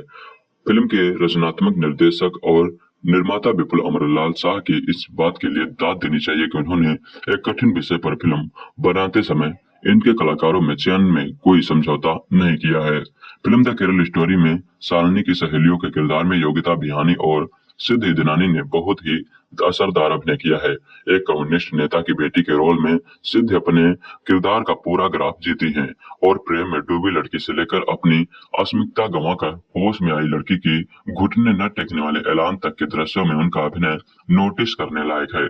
योगिता बिहानी के किरदार का काम फिल्म में होशियार लड़की का है, लेकिन धोखे से जब उसके साथ ही सामूहिक बलात्कार होता है तो ऐसे पूरे षड्यंत्र का पर्दाफाश करने का बीड़ा उठाती है और इस किरदार को पर्दे पर इसके सारे अवयवों के साथ योगिता ने बहुत ही खूबसूरती से पेश भी किया है। सोनिया बलानी यहाँ उस युवती के किरदार में है जिसके पास साधारण घर की युवतियों को बहला फुसला कर उन युवकों के आगोश में पहुंचाने की जिम्मेदारी है जो इनका सील भंग करके उन्हें अपने कहे रास्ते पर चलने को मजबूर कर देते हैं। फिल्म द केरल स्टोरी पर तमाम आरोप लगे हैं, आगे भी लगते ही रहेंगे, लेकिन इसके निर्देशक सुदीप्तो सेन ने तथ्यों पर कायम रखते हुए एक संतुलित फिल्म बनाने की अच्छी कोशिश की है। फिल्म के कुछ तरह से काफी भयावह हैं और कमजोर दिल के लोगों को असहज भी कर सकते हैं, लेकिन ये कथानक की गंभीरता जताने के लिए जरूरी भी नजर आते हैं। विश्व सिनेमा में सुदीप्तो की नजदीकियां यहाँ उन्हें अपने विषय पर पकड़ बनाए रखने में पूरी मदद मदद करती हैं। सुदीप्तो के सिनेमा में के बारे में जिन्हें पता है वह उसकी शैली के कायल ही रहे हैं। वह सिनेमा में मोलोड्रामा पनपने नहीं देते। उनके दृश्यों में नाटकीयता की भी हदें तय है और ये हदें ही फिल्म द केरल स्टोरी को एक अच्छी फिल्म का तमगा दिलाने में मदद करती हैं। फिल्म के संगीत जैसी ही सरलता इसकी तकनीकी टीम में भी है। केरल से लेकर सीरिया और अफगानिस्तान जैसे इलाकों को पर्दे पर दिखाने के लिए इसकी वास्तविकता के बेहद करीब के स्थलों को फिल्माने के लिए फिल्म को छाया निर्देशक प्रशांत महापात्र ने अपने कैमरे को बेहद साथ कर रखा है। कस्ट्यूम डिजाइनर राधिका मेहरा की मेहनत फिल्म के किरदारों की वेशभूषा में अच्छे से झलकती है और अंगना सेन व चेतन आचार्य ने फिल्म का वातावरण संजोने में अपने प्रोडक्शन डिजाइन टीम के साथ मिलकर काफी मेहनत की है। फिल्म के खटकने वाले जो पहलू हैं वह है इसका बैकग्राउंड म्यूजिक और इसके मार धाड़ वाले दृश्यों का संयोजन। फिल्म के कलाकारों का मेकअप भी थोड़ा बेहतर और दृश्यों के प्रकाश संयोजन के हिसाब से होता तो असर गहरा होता। फिल्म द केरल स्टोरी को अगर निष्पक्ष भाव से देखा जाए तो ये एक प्रोपेगेंडा फिल्म बिल्कुल भी नहीं नजर आती। कभी धर्म में छुपे शोषण ने लोगों को धर्म परिवर्तन के लिए मजबूर किया है तो कभी जबरन भी धर्म परिवर्तन की घटनाएं लगातार सामने आती रहती हैं। बीते कुछ वर्षों में प्यार के चलते मजबूर कर धर्म परिवर्तन के सैकड़ों मामले सामने आए हैं जिसमें लव जिहाद का नाम दिया गया है। लेकिन साल 2016 से 18 में केरल में ऐसे हैरान करने वाले कई मामले सामने आए जिनमें लड़कियों को किसी न किसी वजह से इस्लाम अपनाने के लिए मजबूर किया गया और उन्हें इस्लामिक स्टेट यानी ISIS के लिए तैयार किया गया। सुदीप्तो सेन की द केरल स्टोरी केरल में घटी ऐसी ही सच्ची घटना पर आधारित कहानी है। फिल्म में दिखाया गया है कि केरल के एक नर्सिंग कॉलेज की लड़कियों को इस्लाम अपनाने और ISIS संगठन में शामिल होने के लिए किस तरह से ब्रेन वॉश किया गया है। द केरल स्टोरी 3 लड़कियों की कहानी है जिनकी जिंदगी ISIS के लिए काम करने वाले कुछ भारतीय मुसलमानों के हाथों बर्बाद हो गई है। फिल्म में लव जिहाद के एंगल को भी भुनाया गया है जहां मुस्लिम लड़के 2 लड़कियों को इस्लाम अपनाने और अपने परिवार को छोड़ने के लिए मजबूर करते हैं। शालिनी उन्नी कृष्णन यानी अदा शर्मा धर्म परिवर्तन कर फातिमा बाप बन जाती हैं, फिर कई उतार चढ़ाव का सामना करती हैं। कैसे इन लड़कियों को प्यार और पैसे देकर ब्रेन वॉश कर उनका विश्वास जीता गया, उन्हें कुछ तर्कों के साथ बताया गया है कि इस्लाम दुनिया का सबसे बड़ा धर्म है, बाकी धर्मों के भगवान में कितनी खामियां रही हैं। फिल्म में कई जगहों पर भगवान और अल्लाह के बीच कौन शक्तिशाली है इस पर भ्रामक और बचकाने तर्क दिए गए हैं। आसपा यानी सोनिया बलानी जब दोजक यानी नर्क और हेल फायर का लॉजिक देती हैं तो अन्य किरदार शालिनी, निमाह यानी योगिता बिहानी, गीतांजलि यानी सिद्धि इदनानी जैसी नादानी भरी प्रतिक्रिया देती है। उससे हैरानी होती है हिंदू धर्म के अलावा अन्य धर्मों में भी मरने के बाद का कॉन्सेप्ट स्वर्ग, नर्क और पुनर्जन्म है। डायरेक्टर सुदीप्तो ने यहाँ हिंदू लड़कियों को कमजोर और भोला जबकि मुस्लिम लड़कियों को चालाक और इस्लाम के प्रति वफादार दिखाया है। कई जगह लगता है कि इसे बैलेंस करने की कोशिश की गई है। फिल्म के एक हिस्से में साम्यवाद यानी कन्फ्यूनिज्म जो धर्म को अफीम बताते हैं इस पर भी चोट की गई है। कार्ल मार्क्स के सिद्धांत से लेकर रामायण और भगवान शिव पर भी सवाल उठाए गए हैं।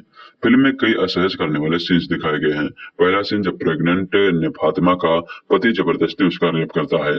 दूसरा फातिमा को जब एक ISIS ठिकाने पर लेकर जाते हैं जहां पहले से ही कई महिलाएं सेक्स स्लेव के रूप में मौजूद हैं। फातिमा को भी एक सेक्स स्लेव के रूप में दिखाया जाता है और उसके साथ कई लोग रेप करते हैं। वही योगिता बिहानी का एक मोनोलॉग है जो आपका ध्यान खींचती है। योगिता ने निमा का किरदार निभाया है। वह पुलिस स्टेशन में केरल से लापता हो रही लड़कियों पर बोलती है।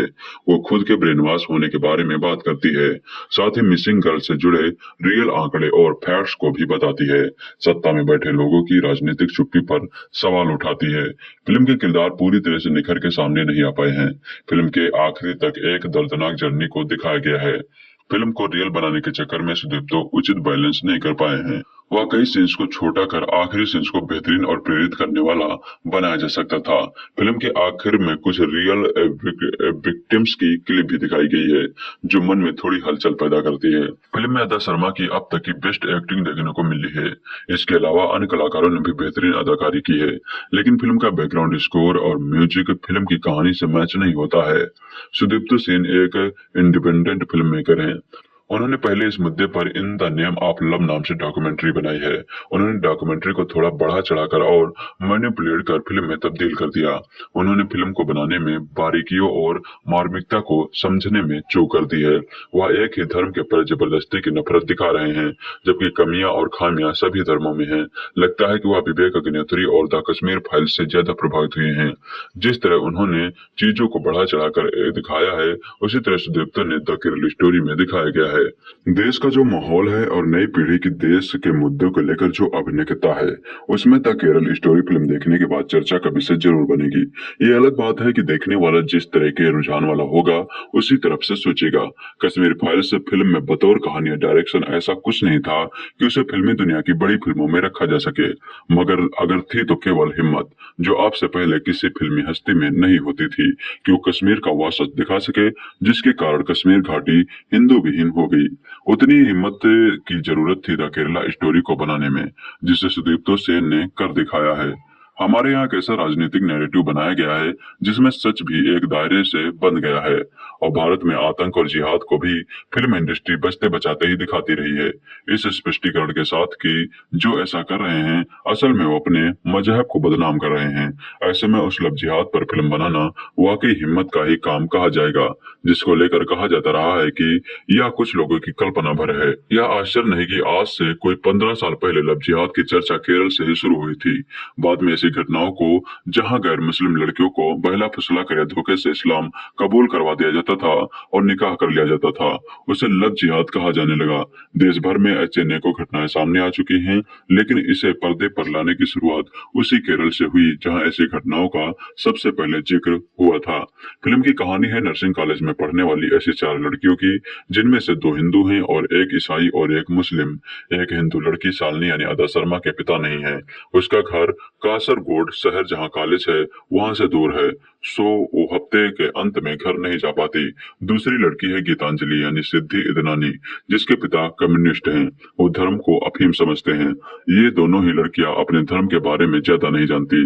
ईसाई लड़की निमा यानी योगिता बिहानी जरूर अपना धर्म रीति रिवाज अपनाती है। ऐसे में चौथी लड़की आसफा यानी सोनिया बलानी ISIS के लिए काम कर रहे एक मौलवी व उसके गैंग के संपर्क में है। वह केरल की लड़कियों को लव जिहाद में फंसाकर उनका धर्मांतरण करवाकर उन्हें सीरिया भेजने के एजेंडे में लगी होती है। धीरे धीरे वह इन तीनों लड़कियों को अपने 2 मुस्लिम युवा साथियों के जरिए जाल में फंसाती है। ईसाई लड़की ही बच पाती है, जबकि शालिनी उसमें से एक लड़के से प्रेग्नेंट हो जाती है, तो फातिमा बनकर उसे किसी और से शादी करके सीरिया जाना पड़ता है। जबकि दूसरी लड़की गीतांजलि इंकार करती है तो उसके निजी वीडियो वायरल कर दिए जाते हैं। ईसाई लड़की की ड्रिंक में ड्रग्स मिलाकर उसके साथ गैंगरेप किया जाता है। कहानी की मूल किरदार शालिनी को केंद्र में रखकर फिल्म को आगे बढ़ाया जाता है और कैसे वह सीरिया से बचकर वापस आ पाती है और इस पूरे एजेंडे का दुनिया के सामने खुलासा कर पाती है। इसी को एक नहीं बल्कि 2 समांतर चल रहे फ्लैशबैक के जरिए सुदीप्तो सेन ने सावधानी से फिल्माया है। ऐसे में सस्पेंस न होने के बावजूद हाल में पिन ड्रॉप साइलेंस बना रहता है। फिल्म में चूंकि कुल लड़कियों की सच्ची कहानी है, सो बाद में उनकी पहचान छुपाकर उनके बयान भी दिखाए गए हैं, वरना बहुतों को कई बातें इस मूवी की आसानी से हजम नहीं होंगी। कैसे हिंदू और ईसाई धर्म के देवताओं की बुराई करके इस्लाम के अल्लाह की तारीफ की जाती है, कैसे दोजक का खौफ दिखाकर मासूम लड़कियों को डराया जाता है, कैसे उन पर हमला करवा कर यह साबित किया जाता है कि तुमने हिजाब नहीं पहना था इसलिए ऐसा हुआ, कैसे हिंदू धर्म की लड़कियों को अपने ही धर्म ग्रंथों देवी देवताओं का ज्ञान नहीं होता, कैसे केरल में पुलिस और प्रशासन ऐसी शिकायतों पर ध्यान नहीं देती। इस सबको सुदीप्तो सेन ने न केवल बारीकी से बल्कि उससे भी ज्यादा हिम्मत के साथ इसे अपनी मूवी में पिरोया है। मूवी में अदा शर्मा को छोड़कर कोई बड़ा चेहरा नहीं है। अदा भी 1920 कमांडो जैसी मूवीज के जरिए बस अपनी पहचान ही बना पाई है, लेकिन इस मूवी ने उन्हें एक्टिंग करने का बेहतरीन मौका दिया है और वो इसमें खरी भी उतरी हैं। आगरा की सोनिया बलानी आसफा के रोल में असरदार हैं। पहले भी कई सीरियल्स व फिल्मों में काम कर चुके हैं। योगिता बिहानी को अपने ऋतिक की विक्रम वेधा में चंदा के रोल में देखा था। उनकी एक स्पीच द केरल स्टोरी में उनकी तरह फिल्म में इस्तेमाल हुई है, जैसे दरअसल मार्वल की कश्मीर फाइल्स में ली गई थी। गीतांजलि के रोल में सिद्धि इदनानी के रोल के भी कई सेट्स हैं और वह असर छोड़ दी जाती हैं। मूवी अफगानिस्तान, पाकिस्तान और केरल के लोकेशन को अच्छी तरह से शूट करती है। वहाँ के माहौल और खूबसूरती को भी कैमरे से अच्छे से कैद किया गया है। कहीं से बनावटी सेट नहीं लगते और ना ही जरूरत से ज्यादा भव्य लगते हैं। हाँ, केवल मनोरंजन के लिए मूवी देखने वालों को इस मूवी से निराशा हो सकती है। जो बैकग्राउंड म्यूजिक और गाने भी हैं, वो फिल्म की कहानी को आगे बढ़ाने वाले और उसको एक खास टोन्स में ढालने वाले हैं। हालांकि द केरल स्टोरी के साथ सबसे ज्यादा नकारात्मक जो बात है वो है इसमें सस्पेंस का ना के बराबर होना। आप जैसा सोचते हैं मूवी 80 से 85% वैसी ही है। ऐसे में मूवी लव जिहाद जैसे एक ऐसे विषय की सच्चाई को दिखाती है जो अब तक धर्म आवरण के चलते दिखाने की कोई हिम्मत नहीं जुटा पा रहा था। उसे फिल्म के प्रोड्यूसर और क्रिएटिव डायरेक्टर विपुल शाह की मदद से सुदीप्तो सेन ने दिखाया है। इसलिए आप चाहे तो इस साइड हो या उस साइड फिल्म को देखना तो बनता है। फिल्म में कम्युनिस्टों के या कट्टर इस्लामवादियों पर कटाक्ष भरे कई डायलॉग्स का इस्तेमाल किया गया है जो राष्ट्रवादियों के सोशल मीडिया पेज पर जल्दी नजर आ सकते हैं। विवादों से बचने के लिए सुदीप्तो सेन ने न केवल फिल्म में असली पात्रों से मिलवाया है बल्कि अपने आंकड़ों को कहां से लिया और जिन पर आरोप है वो कौन कौन है उनके बारे में भी इशारा किया है। पर्दे पर लिखा है कि मूवी की नायिका शालिनी को असल जिंदगी में धोखा देने वाला अभी भी केरल के एक शहर के बीच बाजार में पिज्जा शॉप चला रहा है। तो हैरत भी होती है और यही वो हैरत है जो इस मूवी की नैया पार लगाने वाली है। कहानी शुरू होती है शालिनी उन्नी कृष्णन से, जिसे अफगानी सुरक्षा फोर्स आतंकवादी करार देते हुए हिरासत में लेती है। शालिनी बार बार यह कहने की कोशिश करती है कि वो पीड़ित है, लेकिन उस पर कोई विश्वास नहीं करता। तब फ्लैशबैक में शुरू होती है शालिनी की कहानी। कोच्चि की शालिनी कासरगोड के नर्सिंग स्कूल में पढ़ाई करने जाती है। वहाँ उसकी मुलाकात नीमा, गीतांजलि और आसफा से होती है। तकनीक और प्रोफेशनल ट्रेनिंग के तहत आसफा अपने 3 खास दोस्तों का ब्रेन वॉश करते हैं। इस्लाम धर्म सर्वश्रेष्ठ है और इसे सबको स्वीकारना चाहिए, यह विचार उनके दिमाग में डालती रहती है। किस तरह से केरल की ये लड़कियां आसफा के चंगुल में फंस जाती हैं, कैसे इन लड़कियों को प्रेग्नेंट करने के बाद बाहर भेज दिया जाता है, इन लड़कियों के साथ साथ उनका परिवार भी किस मुश्किलों से गुजरता है। कहानी इन्हीं चीजों के इर्द गिर्द घूमती है। निर्देशक सुदीप्तो हमारे देश के सबसे ज्यादा साक्षर कहलाने वाले राज्य की भयावह वास्तविकता को चतुराई से पेश करते हैं। उनकी ये फिल्म देखने वालों को तब बेचैन कर देती है जब ये दिखाया जाता है कि किस तरह से सभी धर्म की निर्दोष महिलाओं को भी प्यार से तो कभी धमकी देकर इस्लाम में परिवर्तित किया जाता है। तब फिल्म में दिखाया हुआ दर्द आपके दिल तक पहुंचकर निर्देशक का विजन सफल होते हुए नजर आता है। द केरल स्टोरी जैसे विषय को बड़े पर्दे पेश करना आसान नहीं था, लेकिन इस मामले में सुदीप्तो डिस्टिंक्शन के साथ पास हुए हैं। लेखक ने बड़ी खूबसूरती से डायलॉग्स लिखे हैं। श्रीलंका, सीरिया सब के ब्लास्ट में केरल के लड़के मिलते हैं, तब भी आपको सबूत चाहिए।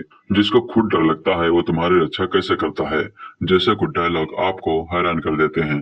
अदा शर्मा हमेशा से अपनी फिल्मों को लेकर सिलेक्टिव रही हैं। इस फिल्म में अदा ने बेहतरीन एक्टिंग की है। उन्होंने साउथ एक्सेंट का भी सही इस्तेमाल किया है। काफी सही तरह से अदा के साथ साथ योगिता और सोनिया ने भी अपने हिस्सों के रोल को निभाया है। इस फिल्म में बाकी के कलाकारों ने भी अपनी भूमिका से न्याय किया है। म्यूजिक और बैकग्राउंड म्यूजिक का सही तरह से फिल्म में इस्तेमाल किया गया है। केरल जैसे साक्षर शहर में चंद बातें बोलकर धर्म परिवर्तन करवाना लॉजिक से सोचा जाए तो इम्पॉसिबल लगता है। अगर आपको हिंसा देखना पसंद नहीं है तो फिल्म आपके लिए नहीं है। मेकर्स का दावा है कि यह फिल्म सच्चाई पर आधारित है। फिल्म के आखिर में उन्होंने कुछ प्रूफ दिए हैं और इसकी कहानी को सच्चा बताने का प्रयास किया है। मेकर्स का दावा है कि केरल से 30,000 से ज्यादा लड़कियां गायब हो चुकी हैं। अपने दावे पर वो कायम रहते हैं। केरल की जिन 3 लड़कियों की कहानी फिल्म में बताई गई है उनकी पहचान का खुलासा न करते हुए उनके वीडियो और इस फिल्म के लिए डाटा इकट्ठा करने की टीम की कोशिश फिल्म के आखिर में ऑडियंस के सामने पेश की गई है। फिल्म डायरेक्टर सुदीप्तो सेन के निर्देशन में बनी द केरल स्टोरी शालिनी नीम और गीतांजलि नाम की लड़कियों पर आधारित है, जो नर्स बनने का सपना लिए घर से दूर एक कॉलेज में आती हैं, जहां उनकी मुलाकात आसिफ से होती है। आसिफ एक फंडामेंटलिस्ट है और जैसे जैसे फिल्म की कहानी आगे बढ़ती है वैसे वैसे पता चलता है कि वह ISIS के लिए लड़की भेजने का काम करती है। फिल्म में दिखाया गया है कि कैसे आसफा अपने साथियों की मदद से उन 3 लड़कियों का ब्रेन वॉश करके उन्हें अपना धर्म बदलने के लिए उत्साही है। आसिफ अपने प्लान में कामयाब हो जाती है और तीनों लड़कियों में शालिनी सबसे पहले उससे प्रभावित हो जाती है और अपना धर्म बदल लेती है और अब वह फातिमा बाप बन चुकी है।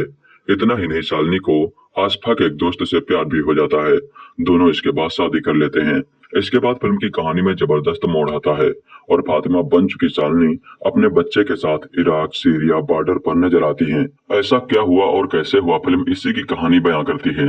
हालांकि नीमा और गीतांजलि शालिनी की तरह ISIS तक तो नहीं गई, लेकिन उन्हें इसका नतीजा भारत में रहकर ही भुगतना पड़ा। फिल्म को लेकर उठ रही बैन करने की मांग। बता दें, 3 लड़कियों की कहानी को 32,000 लड़कियों की कहानी बताने को लेकर द केरल स्टोरी पर काफी विवाद हो चुका है। फिल्म को बैन करने की मांग अभी भी देश के कई राज्यों में की जा रही है।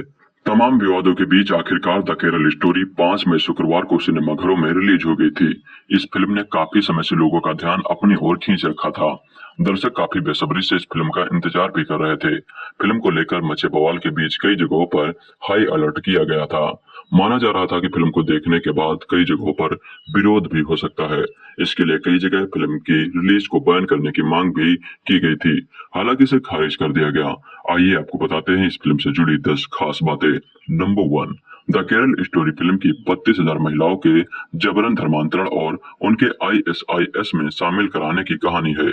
इस फिल्म में अदा शर्मा, योगिता बिहानी, सोनिया बलानी और सिद्ध इडनानी ने खास रोल निभाया है। फिल्म को सुदीप्तो सेन ने निर्देशित किया है। नंबर 2, इस फिल्म के रिलीज होने से पहले इसका ट्रेलर रिलीज हुआ था, जिसके बाद से इस फिल्म का लगातार विरोध किया जा रहा था। नंबर 3, फिल्म में दावा किया गया था कि केरल की 32,000 लड़कियों को इस्लाम कबूल करवाकर ISIS में शामिल होने के लिए सीरिया भेज दिया गया है। इस आंकड़े को लेकर काफी विवाद हो रहा है। नंबर 4, ट्रेलर रिलीज होने के बाद फिल्म को लेकर इतना विरोध हुआ कि सुप्रीम कोर्ट तक में याचिकाएं लगनी शुरू हो गई। हालांकि 2 मई को सुप्रीम कोर्ट ने द केरल स्टोरी के खिलाफ दायर याचिकाओं पर सुनवाई से इंकार कर दिया, लेकिन फिल्म की स्टोरी और विवाद ने इसकी जमकर पब्लिसिटी कर दी। नंबर 5, सुप्रीम कोर्ट ने कहा कि सेंसर बोर्ड से मंजूरी मिलने के बाद सुप्रीम कोर्ट इस मामले में हस्तक्षेप नहीं करेगा। अगर फिल्म को चुनौती देनी है तो सबूतों के साथ इसे चुनौती दे। नंबर 6, फिल्म को सेंसर बोर्ड की ओर से A सर्टिफिकेट दिया गया है। फिल्म से विवादित 10 सीन को काटा गया है, जिसमें पूर्व मुख्यमंत्री का इंटरव्यू भी शामिल है। नंबर 7, इस फिल्म को लेकर मुस्लिम लीग, कांग्रेस पार्टी, केरल के मुख्यमंत्री पिनाराई विजयन और कांग्रेस नेता शशि थरूर भी सवाल उठा चुके हैं। उन्होंने इसे झूठे का पुलिंदा बताया है। मुस्लिम लीग और शशि थरूर ने 32,000 महिलाओं के धर्मांतरण पर सवाल उठाते हुए फिल्म की कहानी का सबूत देने वाले को 1 करोड़ का इनाम देने की बात कही है। नंबर 8, रिलीज से पहले दिल्ली के JNU में फिल्म की स्पेशल स्क्रीनिंग रखी गई थी, जहां फिल्म के डायरेक्टर सुदीप्तो सेन ने कहा कि हमने जो आंकड़े दिखाए हैं वो सच में हैं। हमने अपनी रिसर्च के आधार पर ये आंकड़े जुटाए हैं। नंबर 9, फिल्म के रिलीज को कई जगहों पर बैन करने की मांग भी की गई है। हालांकि इस मांग को खारिज कर दिया गया है। केरल में भी फिल्म को बैन नहीं किया गया। नंबर 10, फिल्म में अदा शर्मा लीड रोल प्ले कर रही हैं। उनकी एक्टिंग को काफी दमदार बताया गया है। सोनिया बलानी, सिद्धि इडनानी और योगिता बिहानी ने भी फिल्म में दमदार एक्टिंग की है। मसाला फिल्मों का कारोबार हिंदी सिनेमा में तेजी से डूब रहा है। पहले भोला और फिर किसी का भाई किसी की जान की उम्मीद से कहीं कम हुई कमाई ने बड़े सितारों के लिए खतरे की घंटी बजा दी है।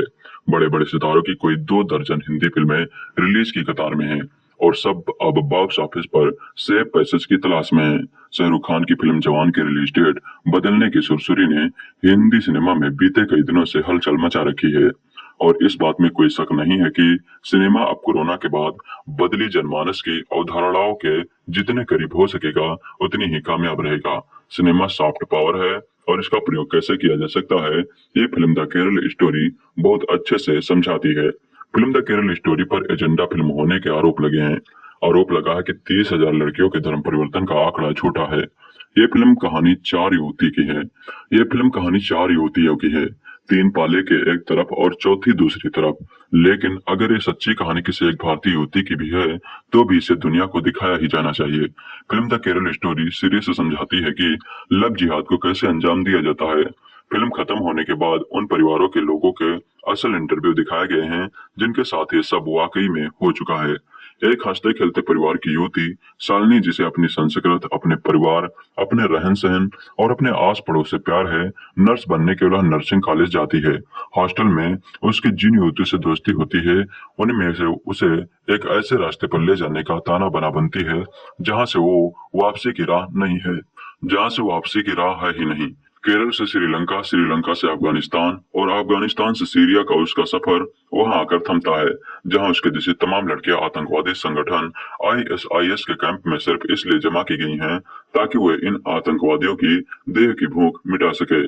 फिल्म द केरल स्टोरी शुरू होते ही बताती है कि जिन युवती की कहानियों पर यह फिल्म बनी है, उनके घर वालों ने कैमरे पर अपनी आप बीती सुनाई है। शुरू में तो लगता है कि ये एक ऐसी फिल्म है जिसे किसी खास राजनीतिक उद्देश्य से ही बनाया गया है, लेकिन जैसे जैसे फिल्म आगे बढ़ती है, ये दर्शकों को अपने साथ जोड़ने लगती है। दिखावे के हमले, दिखावे की सहानुभूति और दिखावे के प्रेम से युवतियों को बरगलाया जाता है।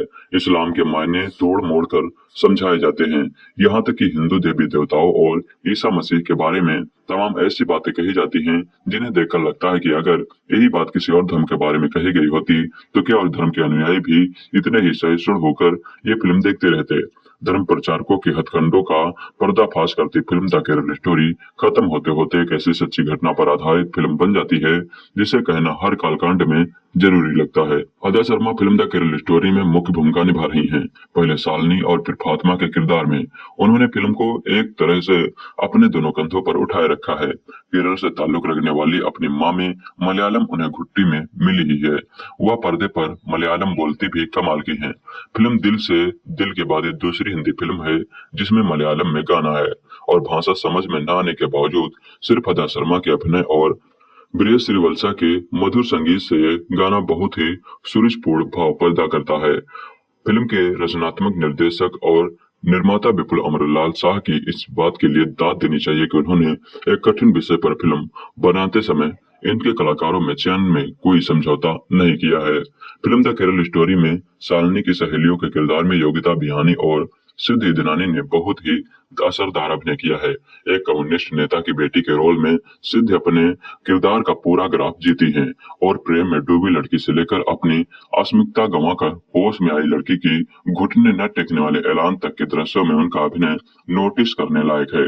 योगिता बिहानी के किरदार का काम फिल्म में होशियार लड़की का है, लेकिन धोखे से जब उसके साथ ही सामूहिक बलात्कार होता है तो ऐसे पूरे षड्यंत्र का पर्दाफाश करने का बीड़ा उठाती है, और इस किरदार को पर्दे पर इसके सारे अवयवों के साथ योगिता ने बहुत ही खूबसूरती से पेश भी किया है। सोनिया बलानी यहाँ उस युवती के किरदार में है जिसके पास साधारण घर की युवतियों को बहला फुसला कर उन युवकों के आगोश में पहुंचाने की जिम्मेदारी है जो इनका सील भंग करके उन्हें अपने कहे रास्ते पर चलने को मजबूर कर देते हैं। फिल्म द केरल स्टोरी पर तमाम आरोप लगे हैं, आगे भी लगते ही रहेंगे, लेकिन इसके निर्देशक सुदीप्तो सेन ने तथ्यों पर कायम रखते हुए एक संतुलित फिल्म बनाने की अच्छी कोशिश की है। फिल्म के कुछ तरह से काफी भयावह हैं और कमजोर दिल के लोगों को असहज भी कर सकते हैं, लेकिन ये कथानक की गंभीरता जताने के लिए जरूरी भी नजर आते हैं। विश्व सिनेमा में सुदीप्तो की नजदीकियां यहाँ उन्हें अपने विषय पर पकड़ बनाए रखने में पूरी मदद करती हैं। सुदीप्तो के सिनेमा में के बारे में जिन्हें पता है वह उसकी शैली के कायल ही रहे हैं। वह सिनेमा में मोलोड्रामा पनपने नहीं देते, उनके दृश्य में नाटकीयता की भी हदें तय है, और ये हदें ही फिल्म द केरल स्टोरी को एक अच्छी फिल्म का तमगा दिलाने में मदद करती हैं। फिल्म के संगीत जैसी ही सरलता इसकी तकनीकी टीम में भी है। केरल से लेकर सीरिया और अफगानिस्तान जैसे इलाकों को पर्दे पर दिखाने के लिए इसकी वास्तविकता के बेहद करीब के स्थलों को फिल्माने के लिए फिल्म को छाया निर्देशक प्रशांत महापात्र ने अपने कैमरे को बेहद साथ कर रखा है। कस्ट्यूम डिजाइनर राधिका मेहरा की मेहनत फिल्म के किरदारों की वेशभूषा में अच्छे से झलकती है, और अंगना सेन व चेतन आचार्य ने फिल्म का वातावरण संजोने में अपने प्रोडक्शन डिजाइन टीम के साथ मिलकर काफी मेहनत की है। फिल्म के खटकने वाले जो पहलू हैं वह है इसका बैकग्राउंड म्यूजिक और इसके मारधाड़ वाले दृश्यों का संयोजन। फिल्म के कलाकारों का मेकअप भी थोड़ा बेहतर और दृश्यों के प्रकाश संयोजन के हिसाब से होता तो असर गहरा होता। फिल्म द केरल स्टोरी को अगर निष्पक्ष भाव से देखा जाए तो ये एक प्रोपेगेंडा फिल्म बिल्कुल भी नहीं नजर आती। कभी धर्म में छुपे शोषण ने लोगों को धर्म परिवर्तन के लिए मजबूर किया है, तो कभी जबरन भी धर्म परिवर्तन की घटनाएं लगातार सामने आती रहती हैं। बीते कुछ वर्षों में प्यार के चलते मजबूर कर धर्म परिवर्तन के सैकड़ों मामले सामने आए हैं। जिसमें लव जिहाद का नाम दिया गया है। लेकिन साल 2016 से 18 में केरल में ऐसे हैरान करने वाले कई मामले सामने आए हैं जिनमें लड़कियों को किसी न किसी वजह से इस्लाम अपनाने के लिए मजबूर किया गया और उन्हें इस्लामिक स्टेट यानी ISIS के लिए तैयार किया गया। सुदेप्तो सेन की द केरल स्टोरी केरल में घटी ऐसी ही सच्ची घटना पर आधारित कहानी है।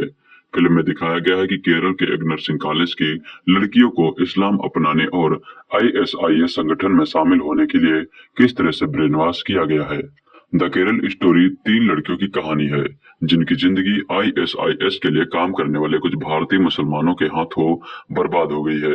फिल्म में लव जिहाद के एंगल को भी भुनाया गया है, जहां मुस्लिम लड़के 2 लड़कियों को इस्लाम अपनाने और अपने परिवार को छोड़ने के लिए मजबूर करते हैं। शालिनी उन्नीकृष्णन यानी अदा शर्मा धर्म परिवर्तन कर फातिमा बाप बन जाती हैं, फिर कई उतार चढ़ाव का सामना करती हैं। कैसे इन लड़कियों को प्यार और पैसे देकर ब्रेन वॉश कर उनका विश्वास जीता गया, उन्हें कुछ तर्कों के साथ बताया गया है कि इस्लाम दुनिया का सबसे बड़ा धर्म है, बाकी धर्मों के भगवान में कितनी खामियां रही हैं। फिल्म में कई जगहों पर भगवान और अल्लाह के बीच कौन शक्तिशाली है, इस पर भ्रामक और बचकाने तर्क दिए गए हैं। आस्पा यानी सोनिया बलानी जब दोजक यानी नर्क और हेल फायर का लॉजिक देती हैं, तो अन्य किरदार शालिनी, निमा यानी योगिता बिहानी, गीतांजलि यानी सिद्धि इदनानी जैसी नादानी भरी प्रतिक्रिया देती है।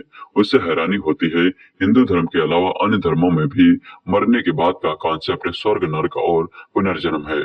डायरेक्टर सुदेप्तो ने यहाँ हिंदू लड़कियों को कमजोर और भोला जबकि मुस्लिम लड़कियों को चालाक और इस्लाम के प्रति वफादार दिखाया है। कई जगह लगता है कि इसे बैलेंस करने की कोशिश की गई है। फिल्म के एक हिस्से में साम्यवाद यानी कन्फ्यूनिज्म जो धर्म को अफीम बताते हैं, इस पर भी चोट की गई है। कार्ल मार्क्स के सिद्धांत से लेकर रामायण और भगवान शिव पर भी सवाल उठाए गए हैं। फिल्म में कई असहज करने वाले सीन्स दिखाए गए हैं। पहला सीन जब प्रेग्नेंट ने फातिमा का पति जबरदस्ती उसका रेप करता है। दूसरा, फातिमा को जब एक ISIS ठिकाने पर लेकर जाते हैं जहां पहले से ही कई महिलाएं सेक्स स्लेव के रूप में मौजूद हैं। फातिमा को भी एक सेक्स स्लेव के रूप में दिखाया जाता है और उसके साथ कई लोग रेप करते हैं। वही योगिता बिहानी का एक मोनोलॉग है जो आपका ध्यान खींचती है। योगिता ने निमा का किरदार निभाया है। वह पुलिस स्टेशन में केरल से लापता हो रही लड़कियों पर बोलती है। वो खुद के ब्रेन वॉश होने के बारे में बात करती है, साथ ही मिसिंग गर्ल से जुड़े रियल आंकड़े और फैक्ट्स को भी बताती है। सत्ता में बैठे लोगों की राजनीतिक चुप्पी पर सवाल उठाती है। फिल्म के किरदार पूरी तरह से निखर के सामने नहीं आ पाए हैं। फिल्म के आखिरी तक एक दर्दनाक जर्नी को दिखाया गया है।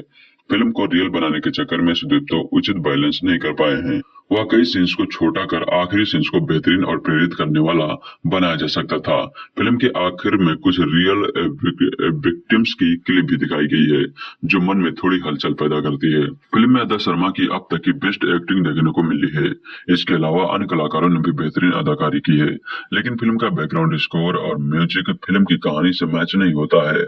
सुदीप्तो सेन एक इंडिपेंडेंट फिल्म मेकर हैं। उन्होंने पहले इस मुद्दे पर in the name of love नाम से डॉक्यूमेंट्री बनाई है। उन्होंने डॉक्यूमेंट्री को थोड़ा बढ़ा चढ़ाकर और मैनिपुलेट कर फिल्म में तब्दील कर दिया। उन्होंने फिल्म को बनाने में बारीकियों और मार्मिकता को समझने में चूक कर दी है। वह एक ही धर्म के पर जबरदस्ती की नफरत दिखा रहे हैं, जबकि कमियां और खामियां सभी धर्मों में हैं। लगता है कि वह विवेक अग्निहोत्री और द कश्मीर फाइल से ज्यादा प्रभावित हुए हैं। जिस तरह उन्होंने चीजों को बढ़ा चढ़ाकर दिखाया है, उसी तरह सुदीप्तो ने द केरल स्टोरी में दिखाया गया है। देश का जो माहौल है और नई पीढ़ी की देश के मुद्दों को लेकर जो अभिनयता है, उसमें द केरल स्टोरी फिल्म देखने के बाद चर्चा का विषय जरूर बनेगी। ये अलग बात है कि देखने वाला जिस तरह के रुझान वाला होगा उसी तरफ से सोचेगा। कश्मीर फाइल्स फिल्म में बतौर कहानी या डायरेक्शन ऐसा कुछ नहीं था कि उसे फिल्मी दुनिया की बड़ी फिल्मों में रखा जा सके, मगर अगर थी तो केवल हिम्मत, जो आपसे पहले किसी फिल्मी हस्ती में नहीं होती थी कि वो कश्मीर का वह सच दिखा सके जिसके कारण कश्मीर घाटी हिंदू विहीन हो गई। उतनी हिम्मत की जरूरत थी द केरला स्टोरी को बनाने में, जिसे सुदीप्तो सेन ने कर दिखाया है। हमारे यहाँ कैसा राजनीतिक नैरेटिव बनाया गया है जिसमें सच भी एक दायरे से बंध गया है, और भारत में आतंक और जिहाद को भी फिल्म इंडस्ट्री बचते बचाते ही दिखाती रही है, इस स्पष्टीकरण के साथ कि जो ऐसा कर रहे हैं असल में वो अपने मजहब को बदनाम कर रहे हैं। ऐसे में उस लव जिहाद पर फिल्म बनाना वाकई हिम्मत का ही काम कहा जाएगा, जिसको लेकर कहा जाता रहा है कि यह कुछ लोगों की कल्पना भर है। यह आश्चर्य नहीं कि आज से कोई 15 साल पहले लव जिहाद की चर्चा केरल से ही शुरू हुई थी। बाद में इसे ऐसी घटनाओं को जहां गैर मुस्लिम लड़कियों को बहला फुसला कर या धोखे से इस्लाम कबूल करवा दिया जाता था और निकाह कर लिया जाता था, उसे लव जिहाद कहा जाने लगा। देश भर में ऐसे अनेकों घटनाएं सामने आ चुकी हैं, लेकिन इसे पर्दे पर लाने की शुरुआत उसी केरल से हुई जहां ऐसी घटनाओं का सबसे पहले जिक्र हुआ था। फिल्म की कहानी है नर्सिंग कॉलेज में पढ़ने वाली ऐसी 4 लड़कियों की, जिनमें से 2 हिंदू हैं और एक ईसाई और एक मुस्लिम। एक हिंदू लड़की शालिनी यानी अदा शर्मा के पिता नहीं है। उसका घर कासरगोड शहर जहां कॉलेज है वहां से दूर है, सो वो हफ्ते के अंत में घर नहीं जा पाती। दूसरी लड़की है गीतांजलि यानी सिद्धि इदनानी, जिसके पिता कम्युनिस्ट हैं। वो धर्म को अफीम समझते हैं। ये दोनों ही लड़कियां अपने धर्म के बारे में ज्यादा नहीं जानती। ईसाई लड़की निमा यानी योगिता बिहानी जरूर अपना धर्म रीति रिवाज अपनाती है। ऐसे में चौथी लड़की आसफा यानी सोनिया बलानी ISIS के लिए काम कर रहे एक मौलवी व उसके गैंग के संपर्क में है। वह केरल की लड़कियों को लव जिहाद में फंसाकर उनका धर्मांतरण करवाकर उन्हें सीरिया भेजने के एजेंडे में लगी होती है। धीरे धीरे वह इन तीनों लड़कियों को अपने 2 मुस्लिम युवा साथियों के जरिए जाल में फंसाती है। ईसाई लड़की ही बच पाती है, जबकि शालिनी उसमें से एक लड़के से प्रेग्नेंट हो जाती है, तो फातिमा बनकर उसे किसी और से शादी करके सीरिया जाना पड़ता है। जबकि दूसरी लड़की गीतांजलि इंकार करती है तो उसके निजी वीडियो वायरल कर दिए जाते हैं। ईसाई लड़की की ड्रिंक में ड्रग्स मिलाकर उसके साथ गैंगरेप किया जाता है। कहानी की मूल किरदार शालिनी को केंद्र में रखकर फिल्म को आगे बढ़ाया जाता है और कैसे वो सीरिया से बचकर वापस आ पाती है और इस पूरे एजेंडे का दुनिया के सामने खुलासा कर पाती है। इसी को एक नहीं बल्कि 2 समांतर चल रहे फ्लैशबैक के जरिए सुदीप्त सेन ने सावधानी से फिल्माया है। ऐसे में सस्पेंस न होने के बावजूद हाल में पिन ड्रॉप साइलेंस बना रहता है। फिल्म में चूंकि कुल लड़कियों की सच्ची कहानी है, सो बाद में उनकी पहचान छुपाकर उनके बयान भी दिखाए गए हैं, वरना बहुतों को कई बातें इस मूवी की आसानी से हजम नहीं होंगी। कैसे हिंदू और ईसाई धर्म के देवताओं की बुराई करके इस्लाम के अल्लाह की तारीफ की जाती है, कैसे दोजक का खौफ दिखाकर मासूम लड़कियों को डराया जाता है, कैसे उन पर हमला करवा कर यह साबित किया जाता है कि तुमने हिजाब नहीं पहना था इसलिए ऐसा हुआ, कैसे हिंदू धर्म की लड़कियों को अपने ही धर्म ग्रंथों देवी देवताओं का ज्ञान नहीं होता, कैसे केरल में पुलिस और प्रशासन ऐसी शिकायतों पर ध्यान नहीं देती। इस सबको सुदीप्तो सेन ने न केवल बारीकी से बल्कि उससे भी ज्यादा हिम्मत के साथ इसे अपनी मूवी में पिरोया है। मूवी में अदा शर्मा को छोड़कर कोई बड़ा चेहरा नहीं है। अदा भी 1920 कमांडो जैसी मूवीज के जरिए बस अपनी पहचान ही बना पाई हैं, लेकिन इस मूवी ने उन्हें एक्टिंग करने का बेहतरीन मौका दिया है और वो इसमें खरी भी उतरी हैं। आगरा की सोनिया बलानी आसफा के रोल में असरदार हैं। पहले भी कई सीरियल्स व फिल्मों में काम कर चुकी हैं। योगिता बिहानी को अपने ऋतिक की विक्रम वेधा में चंदा के रोल में देखा था। उनकी एक स्पीच द केरल स्टोरी में उनकी तरह फिल्म में इस्तेमाल हुई है, जैसे दर्शन मार्वल की कश्मीर फाइल्स में ली गई थी। गीतांजलि के रोल में सिद्धि इदनानी के रोल के भी कई सेट्स हैं और वह असर छोड़ दी जाती हैं। मूवी अफगानिस्तान, पाकिस्तान और केरल की लोकेशन को अच्छी तरह से शूट करती है। वहाँ के माहौल और खूबसूरती को भी कैमरे से अच्छे से कैद किया गया है। कहीं से बनावटी शर्ट नहीं लगते और ना ही जरूरत से ज्यादा भव्य लगते हैं। हाँ, केवल मनोरंजन के लिए मूवी देखने वालों को इस मूवी से निराशा हो सकती है। जो बैकग्राउंड म्यूजिक और गाने भी हैं, वो फिल्म की कहानी को आगे बढ़ाने वाले और उसको एक खास टोन्स में ढालने वाले हैं। हालांकि द केरल स्टोरी के साथ सबसे ज्यादा नकारात्मक जो बात है वो है इसमें सस्पेंस का ना के बराबर होना। आप जैसा सोचते हैं मूवी 80 से 85% वैसी ही है। ऐसे में मूवी लव जिहाद जैसे एक ऐसे विषय की सच्चाई को दिखाती है जो अब तक धर्म आवरण के चलते दिखाने की कोई हिम्मत नहीं जुटा पा रहा था। उसे फिल्म के प्रोड्यूसर और क्रिएटिव डायरेक्टर विपुल शाह की मदद से सुदीप्तो सेन ने दिखाया है। इसलिए आप चाहे तो इस साइड हो या उस साइड फिल्म को देखना तो बनता है। फिल्म में कम्युनिस्टों के या कट्टर इस्लामवादियों पर कटाक्ष भरे कई डायलॉग्स का इस्तेमाल किया गया है जो राष्ट्रवादियों के सोशल मीडिया पेज पर जल्दी नजर आ सकते हैं। विवादों से बचने के लिए सुदीप्तो सेन ने न केवल फिल्म में असली पात्रों से मिलवाया है, बल्कि अपने आंकड़ों को कहां से लिया और जिन पर आरोप है वो कौन कौन है उनके बारे में भी इशारा किया है। पर्दे पर लिखा है कि मूवी की नायिका शालिनी को असल जिंदगी में धोखा देने वाला अभी भी केरल के एक शहर के बीच बाजार में पिज्जा शॉप चला रहा है। तो हैरत भी होती है और यही वो हैरत है जो इस मूवी की नैया पार लगाने वाली है। कहानी शुरू होती है शालिनी उन्नी कृष्णन से, जिसे अफगानी सुरक्षा फोर्स आतंकवादी करार देते हुए हिरासत में लेती है। शालिनी बार बार यह कहने की कोशिश करती है कि वो पीड़ित है, लेकिन उस पर कोई विश्वास नहीं करता। तब फ्लैशबैक में शुरू होती है शालिनी की कहानी। कोच्चि की शालिनी कासरगोड के नर्सिंग स्कूल में पढ़ाई करने जाती है। वहाँ उसकी मुलाकात नीमा, गीतांजलि और आसफा से होती है। तकनीक और प्रोफेशनल ट्रेनिंग के तहत आसफा अपने 3 खास दोस्तों का ब्रेनवॉश करते हैं। इस्लाम धर्म सर्वश्रेष्ठ है और इसे सबको स्वीकारना चाहिए, यह विचार उनके दिमाग में डालती रहती है। किस तरह से केरल की ये लड़कियां आसफा के चंगुल में फंस जाती हैं, कैसे इन लड़कियों को प्रेग्नेंट करने के बाद बाहर भेज दिया जाता है, इन लड़कियों के साथ साथ उनका परिवार भी किस मुश्किलों से गुजरता है, कहानी इन्हीं चीजों के इर्द गिर्द घूमती है। निर्देशक सुदीप तो हमारे देश के सबसे ज्यादा साक्षर कहलाने वाले राज्य की भयावह वास्तविकता को चतुराई से पेश करते हैं। उनकी ये फिल्म देखने वालों को तब बेचैन कर देती है जब ये दिखाया जाता है कि किस तरह से सभी धर्म की निर्दोष महिलाओं को भी प्यार से तो कभी धमकी देकर इस्लाम में परिवर्तित किया जाता है। तब फिल्म में दिखाया हुआ दर्द आपके दिल तक पहुंचकर निर्देशक का विजन सफल होते हुए नजर आता है। द केरल स्टोरी जैसे विषय को बड़े पर्दे पेश करना आसान नहीं था, लेकिन इस मामले में सुदीप तो डिस्टिंक्शन के साथ पास हुए हैं। लेखक ने बड़ी खूबसूरती से डायलॉग्स लिखे हैं। श्रीलंका, सीरिया, सब के ब्लास्ट में केरल के लड़के मिलते हैं, तब भी आपको सबूत चाहिए। जिसको खुद डर लगता है वो तुम्हारी रक्षा कैसे करता है, जैसे कुछ डायलॉग आपको हैरान कर देते हैं। अदा शर्मा हमेशा से अपनी फिल्मों को लेकर सिलेक्टिव रही हैं।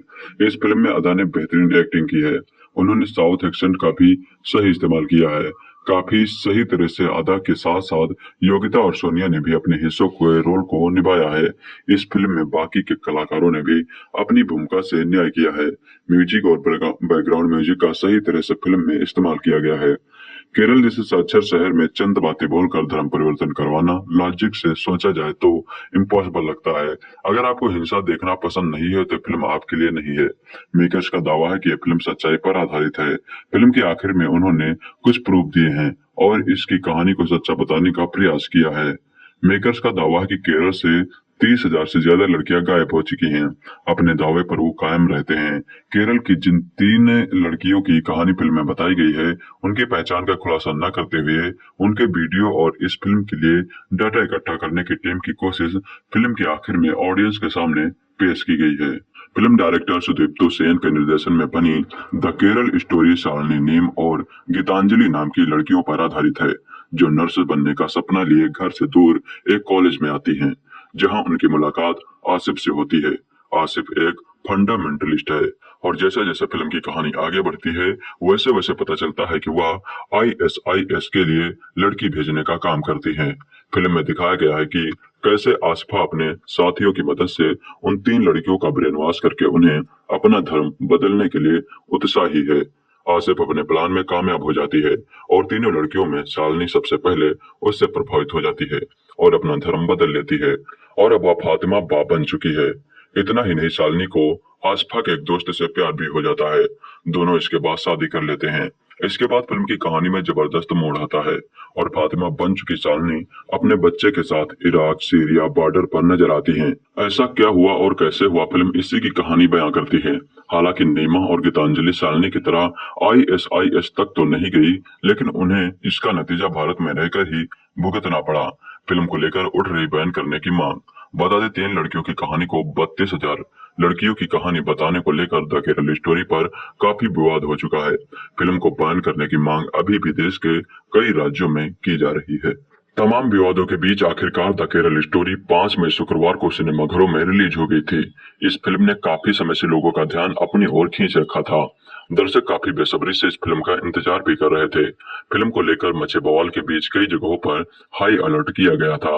माना जा रहा था कि फिल्म को देखने के बाद कई जगहों पर विरोध भी हो सकता है। इसके लिए कई जगह फिल्म की रिलीज को बैन करने की मांग भी की गई थी। हालांकि इसे खारिज कर दिया गया। आइए आपको बताते हैं इस फिल्म से जुड़ी 10 खास बातें। Number 1, the Kerala story film की 32,000 महिलाओं के जबरन धर्मांतरण और उनके ISIS में शामिल कराने की कहानी है। इस फिल्म में अदा शर्मा, योगिता बिहानी, सोनिया बलानी और सिद्ध इडनानी ने खास रोल निभाया है।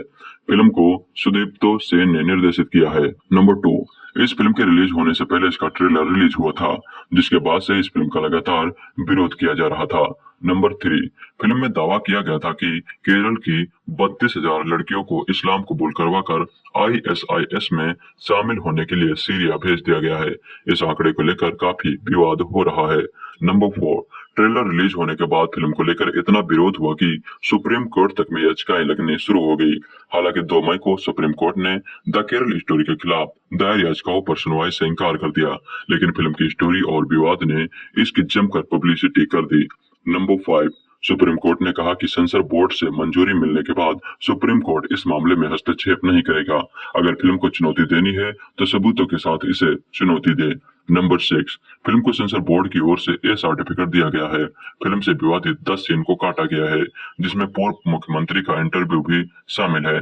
नंबर 7, इस फिल्म को लेकर मुस्लिम लीग, कांग्रेस पार्टी, केरल के मुख्यमंत्री पिनाराई विजयन और कांग्रेस नेता शशि थरूर भी सवाल उठा चुके हैं। उन्होंने इसे झूठे का पुलिंदा बताया है। मुस्लिम लीग और शशि थरूर ने 32,000 महिलाओं के धर्मांतरण पर सवाल उठाते हुए फिल्म की कहानी का सबूत देने वाले को 1 करोड़ का इनाम देने की बात कही है। नंबर 8, रिलीज से पहले दिल्ली के JNU में फिल्म की स्पेशल स्क्रीनिंग रखी गई थी, जहां फिल्म के डायरेक्टर सुदीप्त सेन ने कहा कि हमने जो आंकड़े दिखाए हैं वो सच में हैं। हमने अपनी रिसर्च के आधार पर ये आंकड़े जुटाए हैं। नंबर 9, फिल्म के रिलीज को कई जगहों पर बैन करने की मांग भी की गई है। हालांकि इस मांग को खारिज कर दिया गया है। केरल में भी फिल्म को बैन नहीं किया गया। नंबर 10, फिल्म में अदा शर्मा लीड रोल प्ले कर रही हैं। उनकी एक्टिंग को काफी दमदार बताया गया है। सोनिया बलानी, सिद्धि इडनानी और योगिता बियानी ने भी फिल्म में दमदार एक्टिंग की है। मसाला फिल्मों का कारोबार हिंदी सिनेमा में तेजी से डूब रहा है। पहले भोला और फिर किसी का भाई किसी की जान की उम्मीद से कहीं कम हुई कमाई ने बड़े सितारों के लिए खतरे की घंटी बजा दी है। बड़े बड़े सितारों की कोई 2 दर्जन हिंदी फिल्में रिलीज की कतार में हैं और सब अब बॉक्स ऑफिस पर सेफ पैसेज की तलाश में हैं। शाहरुख खान की फिल्म जवान की रिलीज डेट बदलने की सुरसुरी ने हिंदी सिनेमा में बीते कई दिनों से हलचल मचा रखी है और इस बात में कोई शक नहीं है कि सिनेमा अब कोरोना के बाद बदली जनमानस की अवधारणाओं के जितने करीब हो सकेगा उतनी ही कामयाब रहेगा। सिनेमा सॉफ्ट पावर है और इसका प्रयोग कैसे किया जा सकता है, ये फिल्म द केरल स्टोरी बहुत अच्छे से समझाती है। फिल्म द केरल स्टोरी पर एजेंडा फिल्म होने के आरोप लगे हैं। आरोप लगा है कि 30,000 लड़कियों के धर्म परिवर्तन का आंकड़ा झूठा है। ये फिल्म कहानी 4 युवतियों की है, 3 पाले के एक तरफ और चौथी दूसरी तरफ। लेकिन अगर ये सच्ची कहानी किसी एक भारतीय युवती की भी है तो भी इसे दुनिया को दिखाया ही जाना चाहिए। फिल्म द केरल स्टोरी सिरे से समझाती है कि लव जिहाद को कैसे अंजाम दिया जाता है। फिल्म खत्म होने के बाद उन परिवारों के लोगों के असल इंटरव्यू दिखाए गए हैं जिनके साथ ये सब वाकई में हो चुका है। एक हंसते खेलते परिवार की युवती शालिनी, जिसे अपनी संस्कृत, अपने परिवार, अपने रहन सहन और अपने आस पड़ोस से प्यार है, नर्स बनने के लिए नर्सिंग कॉलेज जाती है। हॉस्टल में उसकी जिन युवतियों से दोस्ती होती है उनमें से उसे एक ऐसे रास्ते पर ले जाने का ताना बना बनती है जहाँ से वापसी की राह है ही नहीं। केरल से श्रीलंका, श्रीलंका से अफगानिस्तान और अफगानिस्तान से सीरिया का उसका सफर वहां आकर थमता है, जहां उसके जैसी तमाम लड़कियां आतंकवादी संगठन ISIS के कैंप में सिर्फ इसलिए जमा की गई हैं ताकि वे इन आतंकवादियों की देह की भूख मिटा सके। फिल्म द केरल स्टोरी शुरू होते ही बताती है कि जिन युवती की कहानियों पर यह फिल्म बनी है उनके घर वालों ने कैमरे पर अपनी आप बीती सुनाई है। शुरू में तो लगता है कि ये एक ऐसी फिल्म है जिसे किसी खास राजनीतिक उद्देश्य से ही बनाया गया है, लेकिन जैसे जैसे फिल्म आगे बढ़ती है ये दर्शकों को अपने साथ जोड़ने लगती है। दिखावे के हमले, दिखावे की सहानुभूति और दिखावे के प्रेम से युवतियों को बरगलाया जाता है। इस्लाम के मायने तोड़ मोड़ कर समझाए जाते हैं। यहाँ तक कि हिंदू देवी देवताओं और ईसा मसीह के बारे में तमाम ऐसी बातें कही जाती हैं जिन्हें देखकर लगता है कि अगर यही बात किसी और धर्म के बारे में कही गई होती तो क्या उस धर्म के अनुयायी भी इतने ही सहिष्णु होकर ये फिल्म देखते रहते। धर्म प्रचारकों की हथकंडों का पर्दाफाश करती फिल्म द केरल स्टोरी खत्म होते होते एक ऐसी सच्ची घटना पर आधारित फिल्म बन जाती है जिसे कहना हर कालकांड में जरूरी लगता है। अदा Sharma film the Kerala story में मुख्य भूमिका निभा रही हैं, पहले शालिनी और फिर फातिमा के किरदार में। उन्होंने फिल्म को एक तरह से अपने दोनों कंधों पर उठाए रखा है। केरल से ताल्लुक रखने वाली अपनी माँ में मलयालम उन्हें घुट्टी में मिली ही है। वह पर्दे पर मलयालम बोलती भी कमाल की है। फिल्म दिल से दिल के बाद एक दूसरी हिंदी फिल्म है जिसमें मलयालम में गाना है और भाषा समझ में न आने के बावजूद सिर्फ अदा शर्मा के अभिनय और ब्रिजेश श्रीवत्सा के मधुर संगीत से ये गाना बहुत ही सुरुचिपूर्ण भाव पैदा करता है। फिल्म के रचनात्मक निर्देशक और निर्माता विपुल अमरलाल शाह की इस बात के लिए दाद देनी चाहिए कि उन्होंने एक कठिन विषय पर फिल्म बनाते समय इनके कलाकारों में चयन में कोई समझौता नहीं किया है। फिल्म द केरल स्टोरी में शालिनी की सहेलियों के किरदार में योगिता बिहानी और सिद्ध इदनानी ने बहुत ही असरदार अभिनय किया है।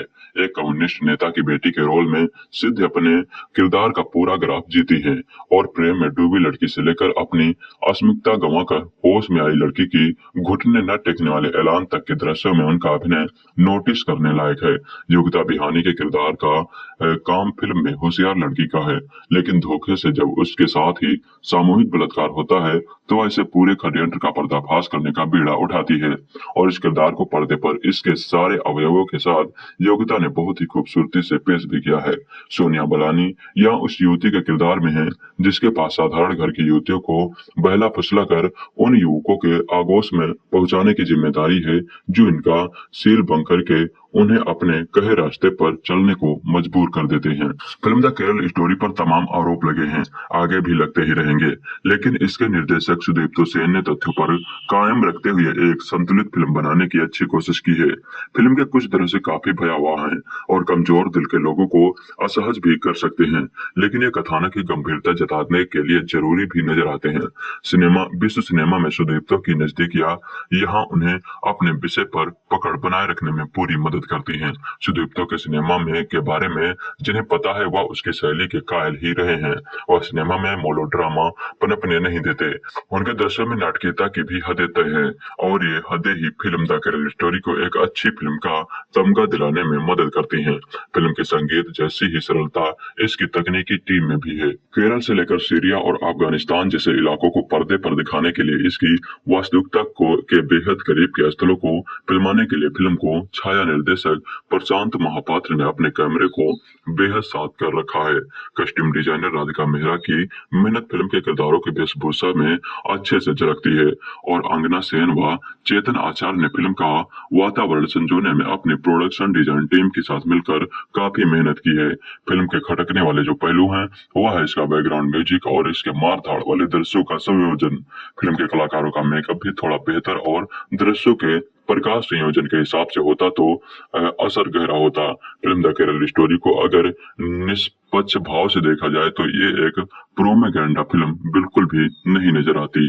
कभी धर्म में छुपे शोषण ने लोगों को धर्म परिवर्तन के लिए मजबूर किया है तो कभी जबरन भी धर्म परिवर्तन की घटनाएं लगातार सामने आती रहती हैं। बीते कुछ वर्षों में प्यार के चलते मजबूर कर धर्म परिवर्तन के सैकड़ों मामले सामने आए हैं जिसमें लव जिहाद का नाम दिया गया है। लेकिन साल 2016 से 18 में केरल में ऐसे हैरान करने वाले कई मामले सामने आए जिनमें लड़कियों को किसी न किसी वजह से इस्लाम अपनाने के लिए मजबूर किया गया और उन्हें इस्लामिक स्टेट यानी ISIS के लिए तैयार किया गया। सुदीप्तो सेन की द केरल स्टोरी केरल में घटी ऐसी ही सच्ची घटना पर आधारित कहानी है। फिल्म में दिखाया गया है कि केरल के एक नर्सिंग कॉलेज की लड़कियों को इस्लाम अपनाने और ISIS संगठन में शामिल होने के लिए किस तरह से ब्रेन वॉश किया गया है। द केरल स्टोरी 3 लड़कियों की कहानी है जिनकी जिंदगी ISIS के लिए काम करने वाले कुछ भारतीय मुसलमानों के हाथों बर्बाद हो गई है। फिल्म में लव जिहाद के एंगल को भी भुनाया गया है जहां मुस्लिम लड़के 2 लड़कियों को इस्लाम अपनाने और अपने परिवार को छोड़ने के लिए मजबूर करते हैं। शालिनी उन्नी कृष्णन यानी अदा शर्मा धर्म परिवर्तन कर फातिमा बाप बन जाती हैं, फिर कई उतार चढ़ाव का सामना करती हैं। कैसे इन लड़कियों को प्यार और पैसे देकर ब्रेन वॉश कर उनका विश्वास जीता गया, उन्हें कुछ तर्कों के साथ बताया गया है कि इस्लाम दुनिया का सबसे बड़ा धर्म है, बाकी धर्मों के भगवान में कितनी खामियां रही हैं। फिल्म में कई जगहों पर भगवान और अल्लाह के बीच कौन शक्तिशाली है इस पर भ्रामक और बचकाने तर्क दिए गए हैं। आस्पा यानी सोनिया बलानी जब दोजक यानी नर्क और हेल फायर का लॉजिक देती हैं तो अन्य किरदार शालिनी, निमा यानी योगिता बिहानी, गीतांजलि यानी सिद्धि इदनानी जैसी नादानी भरी प्रतिक्रिया देती है। उससे हैरानी होती है हिंदू धर्म के अलावा अन्य धर्मों में भी मरने के बाद का कॉन्सेप्ट स्वर्ग, नर्क और पुनर्जन्म है। डायरेक्टर सुदीप्तो ने यहाँ हिंदू लड़कियों को कमजोर और भोला जबकि मुस्लिम लड़कियों को चालाक और इस्लाम के प्रति वफादार दिखाया है। कई जगह लगता है कि इसे बैलेंस करने की कोशिश की गई है। फिल्म के एक हिस्से में साम्यवाद यानी कन्फ्यूनिज्म जो धर्म को अफीम बताते हैं इस पर भी चोट की गई है। कार्ल मार्क्स के सिद्धांत से लेकर रामायण और भगवान शिव पर भी सवाल उठाए गए हैं। फिल्म में कई असहज करने वाले सीन्स दिखाए गए हैं। पहला सीन जब प्रेग्नेंट ने फातिमा का पति जबरदस्ती उसका रेप करता है। दूसरा, फातिमा को जब एक ISIS ठिकाने पर लेकर जाते हैं जहां पहले से ही कई महिलाएं सेक्स स्लेव के रूप में मौजूद हैं। फातिमा को भी एक सेक्स स्लेव के रूप में दिखाया जाता है और उसके साथ कई लोग रेप करते हैं। वही योगिता बिहानी का एक मोनोलॉग है जो आपका ध्यान खींचती है। योगिता ने नीमा का किरदार निभाया है। वह पुलिस स्टेशन में केरल से लापता हो रही लड़कियों पर बोलती है। वो खुद के ब्रेन वॉश होने के बारे में बात करती है, साथ ही मिसिंग गर्ल से जुड़े रियल आंकड़े और फैक्ट्स को भी बताती है। सत्ता में बैठे लोगों की राजनीतिक चुप्पी पर सवाल उठाती है। फिल्म के किरदार पूरी तरह से निखर के सामने नहीं आ पाए हैं। फिल्म के आखिरी तक एक दर्दनाक जर्नी को दिखाया गया है। फिल्म को रियल बनाने के चक्कर में सुदीप तो उचित बैलेंस नहीं कर पाए हैं। वह कई सीन्स को छोटा कर आखिरी सीन्स को बेहतरीन और प्रेरित करने वाला बनाया जा सकता था। फिल्म के आखिर में कुछ रियल विक्टिम्स की क्लिप भी दिखाई गई है जो मन में थोड़ी हलचल पैदा करती है। फिल्म में अदा शर्मा की अब तक की बेस्ट एक्टिंग देखने को मिली है। इसके अलावा अन्य कलाकारों ने भी बेहतरीन अदाकारी की है, लेकिन फिल्म का बैकग्राउंड स्कोर और म्यूजिक फिल्म की कहानी से मैच नहीं होता है। सुदीप्तो सेन एक इंडिपेंडेंट फिल्म मेकर है। उन्होंने पहले इस मुद्दे पर in the name of love नाम से डॉक्यूमेंट्री बनाई है। उन्होंने डॉक्यूमेंट्री को थोड़ा बढ़ा चढ़ाकर और मैनिपुलेट कर फिल्म में तब्दील कर दिया। उन्होंने फिल्म को बनाने में बारीकियों और मार्मिकता को समझने में चूक कर दी है। वह एक ही धर्म के पर जबरदस्ती की नफरत दिखा रहे हैं, जबकि कमियां और खामियां सभी धर्मों में हैं। लगता है कि वह विवेक अग्निहोत्री और द कश्मीर फाइल्स से ज्यादा प्रभावित हुए हैं। जिस तरह उन्होंने चीजों को बढ़ा चढ़ाकर दिखाया है, उसी तरह सुदीप्तो ने द केरल स्टोरी में दिखाया गया है। देश का जो माहौल है और नई पीढ़ी की देश के मुद्दों को लेकर जो अभिनयता है, उसमें द केरल स्टोरी फिल्म देखने के बाद चर्चा का विषय जरूर बनेगी। ये अलग बात है कि देखने वाला जिस तरह के रुझान वाला होगा उसी तरफ से सोचेगा। कश्मीर फाइल्स फिल्म में बतौर कहानी या डायरेक्शन ऐसा कुछ नहीं था कि उसे फिल्मी दुनिया की बड़ी फिल्मों में रखा जा सके, मगर अगर थी तो केवल हिम्मत, जो आपसे पहले किसी फिल्मी हस्ती में नहीं होती थी कि वो कश्मीर का वह सच दिखा सके जिसके कारण कश्मीर घाटी हिंदू विहीन हो गई। उतनी हिम्मत की जरूरत थी द केरला स्टोरी को बनाने में, जिसे सुदीप्तो सेन ने कर दिखाया है। हमारे यहाँ एक ऐसा राजनीतिक नैरेटिव बनाया गया है जिसमें सच भी एक दायरे से बंध गया है, और भारत में आतंक और जिहाद को भी फिल्म इंडस्ट्री बचते बचाते ही दिखाती रही है, इस स्पष्टीकरण के साथ कि जो ऐसा कर रहे हैं असल में वो अपने मजहब को बदनाम कर रहे हैं। ऐसे में उस लब जिहाद पर फिल्म बनाना वाकई हिम्मत का ही काम कहा जाएगा, जिसको लेकर कहा जाता रहा है कि यह कुछ लोगों की कल्पना भर है। यह आश्चर्य नहीं कि आज से कोई 15 साल पहले लब जिहाद की चर्चा केरल से ही शुरू हुई थी। बाद में ऐसी घटनाओं को जहां गैर मुस्लिम लड़कियों को बहला फुसला कर धोखे से इस्लाम कबूल करवा दिया जाता था और निकाह कर लिया जाता था, उसे लब जिहाद कहा जाने लगा। देश भर में ऐसे अनेकों घटनाएं सामने आ चुकी हैं, लेकिन इसे पर्दे पर लाने की शुरुआत उसी केरल से हुई जहां ऐसी घटनाओं का सबसे पहले जिक्र हुआ था। फिल्म की कहानी है नर्सिंग कॉलेज में पढ़ने वाली ऐसी 4 लड़कियों की, जिनमें से 2 हिंदू हैं और एक ईसाई और एक मुस्लिम। एक हिंदू लड़की शालिनी यानी अदा शर्मा के पिता नहीं है। उसका घर कासरगोड शहर जहां कॉलेज है वहां से दूर है, सो वो हफ्ते के अंत में घर नहीं जा पाती। दूसरी लड़की है गीतांजलि यानी सिद्धि इदनानी, जिसके पिता कम्युनिस्ट हैं। वो धर्म को अफीम समझते हैं। ये दोनों ही लड़कियां अपने धर्म के बारे में ज्यादा नहीं जानती। ईसाई लड़की निमा यानी योगिता बिहानी जरूर अपना धर्म रीति रिवाज अपनाती है। ऐसे में चौथी लड़की आसफा यानी सोनिया बलानी ISIS के लिए काम कर रहे एक मौलवी व उसके गैंग के संपर्क में है। वह केरल की लड़कियों को लब जिहाद में फंसाकर उनका धर्मांतरण करवाकर उन्हें सीरिया भेजने के एजेंडे में लगी होती है। धीरे धीरे वह इन तीनों लड़कियों को अपने 2 मुस्लिम युवा साथियों के जरिए जाल में फंसाती है। ईसाई लड़की ही बच पाती है, जबकि शालिनी उसमें से एक लड़के से प्रेग्नेंट हो जाती है, तो फातिमा बनकर उसे किसी और से शादी करके सीरिया जाना पड़ता है। जबकि दूसरी लड़की गीतांजलि इनकार करती है तो उसके निजी वीडियो वायरल कर दिए जाते हैं। ईसाई लड़की की ड्रिंक में ड्रग्स मिलाकर उसके साथ गैंगरेप किया जाता है। कहानी की मूल किरदार शालिनी को केंद्र में रखकर फिल्म को आगे बढ़ाया जाता है और कैसे वह सीरिया से बचकर वापस आ पाती है और इस पूरे एजेंडे का दुनिया के सामने खुलासा कर पाती है। इसी को एक नहीं बल्कि 2 समांतर चल रहे फ्लैशबैक के जरिए सुदीप्तो सेन ने सावधानी से फिल्माया है। ऐसे में सस्पेंस न होने के बावजूद हाल में पिन ड्रॉप साइलेंस बना रहता है। फिल्म में चो की कुल लड़कियों की सच्ची कहानी है, सो बाद में उनकी पहचान छुपाकर उनके बयान भी दिखाए गए हैं, वरना बहुतों को कई बातें इस मूवी की आसानी से हजम नहीं होंगी। कैसे हिंदू और ईसाई धर्म के देवताओं की बुराई करके इस्लाम के अल्लाह की तारीफ की जाती है, कैसे दोजक का खौफ दिखाकर मासूम लड़कियों को डराया जाता है, कैसे उन पर हमला करवा कर यह साबित किया जाता है कि तुमने हिजाब नहीं पहना था इसलिए ऐसा हुआ, कैसे हिंदू धर्म की लड़कियों को अपने ही धर्म ग्रंथों देवी देवताओं का ज्ञान नहीं होता, कैसे केरल में पुलिस और प्रशासन ऐसी शिकायतों पर ध्यान नहीं देती। इस सबको सुदीप्तो से निर्णय केवल बारीकी से बल्कि उससे भी ज्यादा हिम्मत के साथ इसे अपनी मूवी में पिरोया है। मूवी में अदा शर्मा को छोड़कर कोई बड़ा चेहरा नहीं है।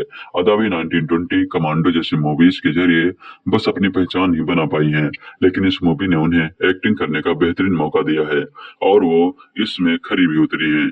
आगरा की सोनिया बलानी आसफा के रोल में असरदार हैं। पहले भी कई सीरियल्स व फिल्मों में काम कर चुकी हैं। योगिता बिहानी को अपने ऋतिक की विक्रम वेधा में चंदा के रोल में देखा था। उनकी एक स्पीच द केरल स्टोरी में उनकी तरह फिल्म में इस्तेमाल हुई है, जैसे दर्शन मार्वल की कश्मीर फाइल्स में ली गई थी। गीतांजलि के रोल में सिद्धि इदनानी के रोल के भी कई सेट्स हैं और वह असर छोड़ दी जाती हैं। मूवी अफगानिस्तान, पाकिस्तान और केरल के लोकेशन को अच्छी तरह से शूट करती है। वहाँ के माहौल और खूबसूरती को भी कैमरे से अच्छे से कैद किया गया है। कहीं से बनावटी सेट नहीं लगते और ना ही जरूरत से ज्यादा भव्य लगते हैं। हाँ, केवल मनोरंजन के लिए मूवी देखने वालों को इस मूवी से निराशा हो सकती है। जो बैकग्राउंड म्यूजिक और गाने भी हैं, वो फिल्म की कहानी को आगे बढ़ाने वाले और उसको एक खास टोन्स में ढालने वाले हैं। हालांकि द केरल स्टोरी के साथ सबसे ज्यादा नकारात्मक जो बात है वो है इसमें सस्पेंस का ना के बराबर होना। आप जैसा सोचते हैं मूवी 80 से 85% वैसी ही है। ऐसे में मूवी लव जिहाद जैसे एक ऐसे विषय की सच्चाई को दिखाती है जो अब तक धर्म आवरण के चलते दिखाने की कोई हिम्मत नहीं जुटा पा रहा था। उसे फिल्म के प्रोड्यूसर और क्रिएटिव डायरेक्टर विपुल शाह की मदद से सुदीप्तो सेठ ने दिखाया है। इसलिए आप चाहे तो इस साइड हो या उस साइड फिल्म को देखना तो बनता है। फिल्म में कम्युनिस्टों के या कट्टर इस्लामवादियों पर कटाक्ष भरे कई डायलॉग्स का इस्तेमाल किया गया है जो राष्ट्रवादियों के सोशल मीडिया पेज पर जल्दी नजर आ सकते हैं। विवादों से बचने के लिए सुदीप्तो सेठ ने न केवल फिल्म में असली पात्रों से मिलवाया है बल्कि अपने आंकड़ों को कहां से लिया और जिन पर आरोप है वो कौन कौन है उनके बारे में भी इशारा किया है। पर्दे पर लिखा है कि मूवी की नायिका शालिनी को असल जिंदगी में धोखा देने वाला अभी भी केरल के एक शहर के बीच बाजार में पिज्जा शॉप चला रहा है। तो हैरत भी होती है और यही वो हैरत है जो इस मूवी की नैया पार लगाने वाली है। कहानी शुरू होती है शालिनी उन्नी कृष्णन से, जिसे अफगानी सुरक्षा फोर्स आतंकवादी करार देते हुए हिरासत में लेती है। शालिनी बार बार यह कहने की कोशिश करती है कि वो पीड़ित है, लेकिन उस पर कोई विश्वास नहीं करता। तब फ्लैशबैक में शुरू होती है शालिनी की कहानी। कोच्चि की शालिनी कासरगोड के नर्सिंग स्कूल में पढ़ाई करने जाती है। वहाँ उसकी मुलाकात नीमा, गीतांजलि और आसफा से होती है। तकनीक और प्रोफेशनल ट्रेनिंग के तहत आसफा अपने 3 खास दोस्तों का ब्रेन वॉश करते हैं। इस्लाम धर्म सर्वश्रेष्ठ है और इसे सबको स्वीकारना चाहिए, यह विचार उनके दिमाग में डालती रहती है। किस तरह से केरल की ये लड़कियां आसफा के चंगुल में फंस जाती हैं, कैसे इन लड़कियों को प्रेग्नेंट करने के बाद बाहर भेज दिया जाता है, इन लड़कियों के साथ साथ उनका परिवार भी किस मुश्किलों से गुजरता है। कहानी इन्हीं चीजों के इर्द गिर्द घूमती है। निर्देशक सुदीप्तो हमारे देश के सबसे ज्यादा साक्षर कहलाने वाले राज्य की भयावह वास्तविकता को चतुराई से पेश करते हैं। उनकी ये फिल्म देखने वालों को तब बेचैन कर देती है जब ये दिखाया जाता है कि किस तरह से सभी धर्म की निर्दोष महिलाओं को भी प्यार से तो कभी धमकी देकर इस्लाम में परिवर्तित किया जाता है। तब फिल्म में दिखाया हुआ दर्द आपके दिल तक पहुंचकर निर्देशक का विजन सफल होते हुए नजर आता है। द केरल स्टोरी जैसे विषय को बड़े पर्दे पेश करना आसान नहीं था, लेकिन इस मामले में सुदीप्तो डिस्टिंक्शन के साथ पास हुए हैं। लेखक ने बड़ी खूबसूरती से डायलॉग्स लिखे हैं। श्रीलंका, सीरिया सब के ब्लास्ट में केरल के लड़के मिलते हैं, तब भी आपको सबूत चाहिए। जिसको खुद डर लगता है वो तुम्हारी रक्षा कैसे करता है, जैसे कुछ डायलॉग आपको हैरान कर देते हैं। अदा शर्मा हमेशा से अपनी फिल्मों को लेकर सिलेक्टिव रही हैं। इस फिल्म में अदा ने बेहतरीन एक्टिंग की है। उन्होंने साउथ एक्सेंट का भी सही इस्तेमाल किया है। काफी सही तरह से अदा के साथ साथ योगिता और सोनिया ने भी अपने हिस्सों के रोल को निभाया है। इस फिल्म में बाकी के कलाकारों ने भी अपनी भूमिका से न्याय किया है। म्यूजिक और बैकग्राउंड म्यूजिक का सही तरह से फिल्म में इस्तेमाल किया गया है। केरल जैसे साक्षर शहर में चंद बातें बोलकर धर्म परिवर्तन करवाना लॉजिक से सोचा जाए तो इम्पॉसिबल लगता है। अगर आपको हिंसा देखना पसंद नहीं है तो फिल्म आपके लिए नहीं है। मेकर्स का दावा है कि यह फिल्म सच्चाई पर आधारित है। फिल्म के आखिर में उन्होंने कुछ प्रूफ दिए हैं और इसकी कहानी को सच्चा बताने का प्रयास किया है। मेकर्स का दावा है कि केरल से 30,000 से ज्यादा लड़कियां गायब हो चुकी हैं। अपने दावे पर वो कायम रहते हैं। केरल की जिन 3 लड़कियों की कहानी फिल्म में बताई गई है, उनकी पहचान का खुलासा न करते हुए उनके वीडियो और इस फिल्म के लिए डाटा इकट्ठा करने की टीम की कोशिश फिल्म के आखिर में ऑडियंस के सामने पेश की गई है। फिल्म डायरेक्टर सुदीप्तो सेन के निर्देशन में बनी the Kerala story Shalini name और गीतांजलि नाम की लड़कियों पर आधारित है, जो नर्स बनने का सपना लिए घर से दूर एक कॉलेज में आती हैं, जहां उनकी मुलाकात आसिफ से होती है। आसिफ एक फंडामेंटलिस्ट है और जैसे जैसे फिल्म की कहानी आगे बढ़ती है वैसे वैसे पता चलता है कि वह ISIS के लिए लड़की भेजने का काम करती है। फिल्म में दिखाया गया है कि कैसे आसफा अपने साथियों की मदद से उन 3 लड़कियों का ब्रेन वॉश करके उन्हें अपना धर्म बदलने के लिए उत्साही है। आसिफ अपने प्लान में कामयाब हो जाती है और तीनों लड़कियों में शालिनी सबसे पहले उससे प्रभावित हो जाती है और अपना धर्म बदल लेती है और अब वह फातिमा बा बन चुकी है। इतना ही नहीं, शालिनी को आसफा के एक दोस्त से प्यार भी हो जाता है। दोनों इसके बाद शादी कर लेते हैं। इसके बाद फिल्म की कहानी में जबरदस्त मोड़ आता है और फातिमा बन चुकी शालिनी अपने बच्चे के साथ इराक सीरिया बॉर्डर पर नजर आती हैं। ऐसा क्या हुआ और कैसे हुआ, फिल्म इसी की कहानी बयां करती है। हालांकि नीमा और गीतांजलि शालिनी की तरह ISIS तक तो नहीं गई, लेकिन उन्हें इसका नतीजा भारत में रहकर ही भुगतना पड़ा। फिल्म को लेकर उठ रही बैन करने की मांग। बता दें, 3 लड़कियों की कहानी को 32,000 लड़कियों की कहानी बताने को लेकर द केरल स्टोरी पर काफी विवाद हो चुका है। फिल्म को बैन करने की मांग अभी भी देश के कई राज्यों में की जा रही है। तमाम विवादों के बीच आखिरकार द केरल स्टोरी 5 मई शुक्रवार को सिनेमाघरों में रिलीज हो गई थी। इस फिल्म ने काफी समय से लोगों का ध्यान अपनी ओर खींच रखा था। दर्शक काफी बेसब्री से इस फिल्म का इंतजार भी कर रहे थे। फिल्म को लेकर मचे बवाल के बीच कई जगहों पर हाई अलर्ट किया गया था। माना जा रहा था कि फिल्म को देखने के बाद कई जगहों पर विरोध भी हो सकता है। इसके लिए कई जगह फिल्म की रिलीज को बैन करने की मांग भी की गई थी। हालांकि इसे खारिज कर दिया गया। आइए आपको बताते हैं इस फिल्म से जुड़ी 10 खास बातें। Number 1, the Kerala story film की 32,000 महिलाओं के जबरन धर्मांतरण और उनके ISIS में शामिल कराने की कहानी है। इस फिल्म में अदा शर्मा, योगिता बिहानी, सोनिया बलानी और सिद्ध इडनानी ने खास रोल निभाया है।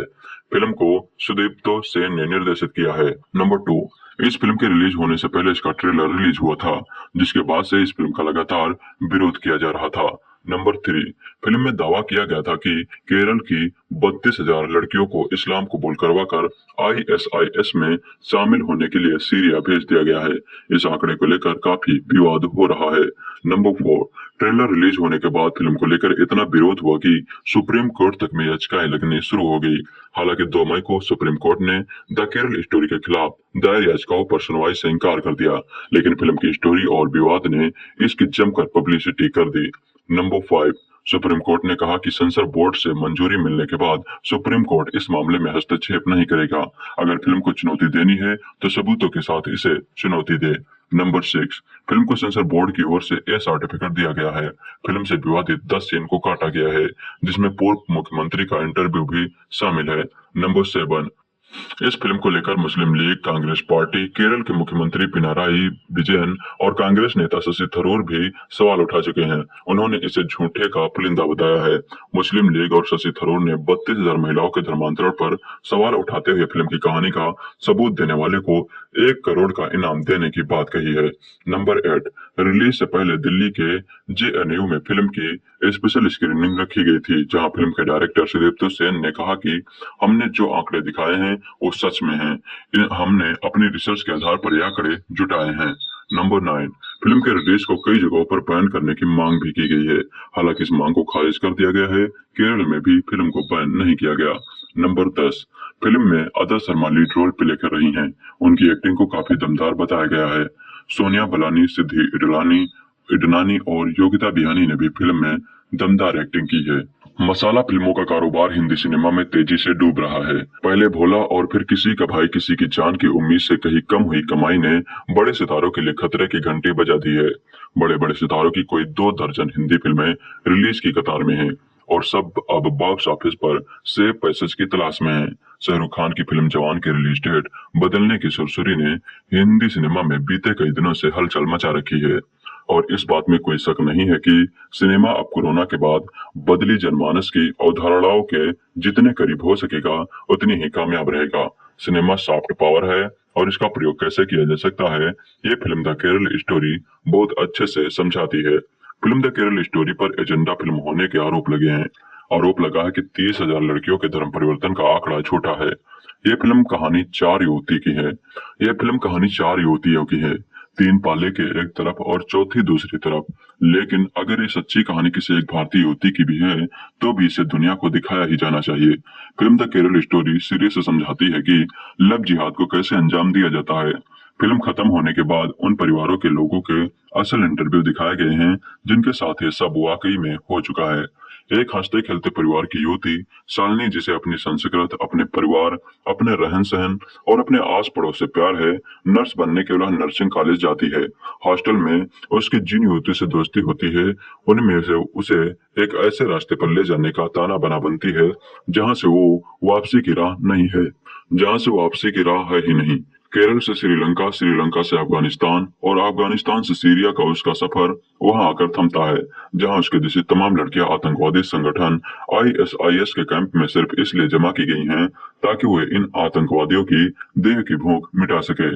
फिल्म द केरल स्टोरी शुरू होते ही बताती है कि जिन युवती की कहानियों पर यह फिल्म बनी है उनके घर वालों ने कैमरे पर अपनी आप बीती सुनाई है। शुरू में तो लगता है कि ये एक ऐसी फिल्म है जिसे किसी खास राजनीतिक उद्देश्य से ही बनाया गया है, लेकिन जैसे जैसे फिल्म आगे बढ़ती है ये दर्शकों को अपने साथ जोड़ने लगती है। दिखावे के हमले, दिखावे की सहानुभूति और दिखावे के प्रेम से युवतियों को बरगलाया जाता है। इस्लाम के मायने तोड़ मोड़ कर समझाए जाते हैं।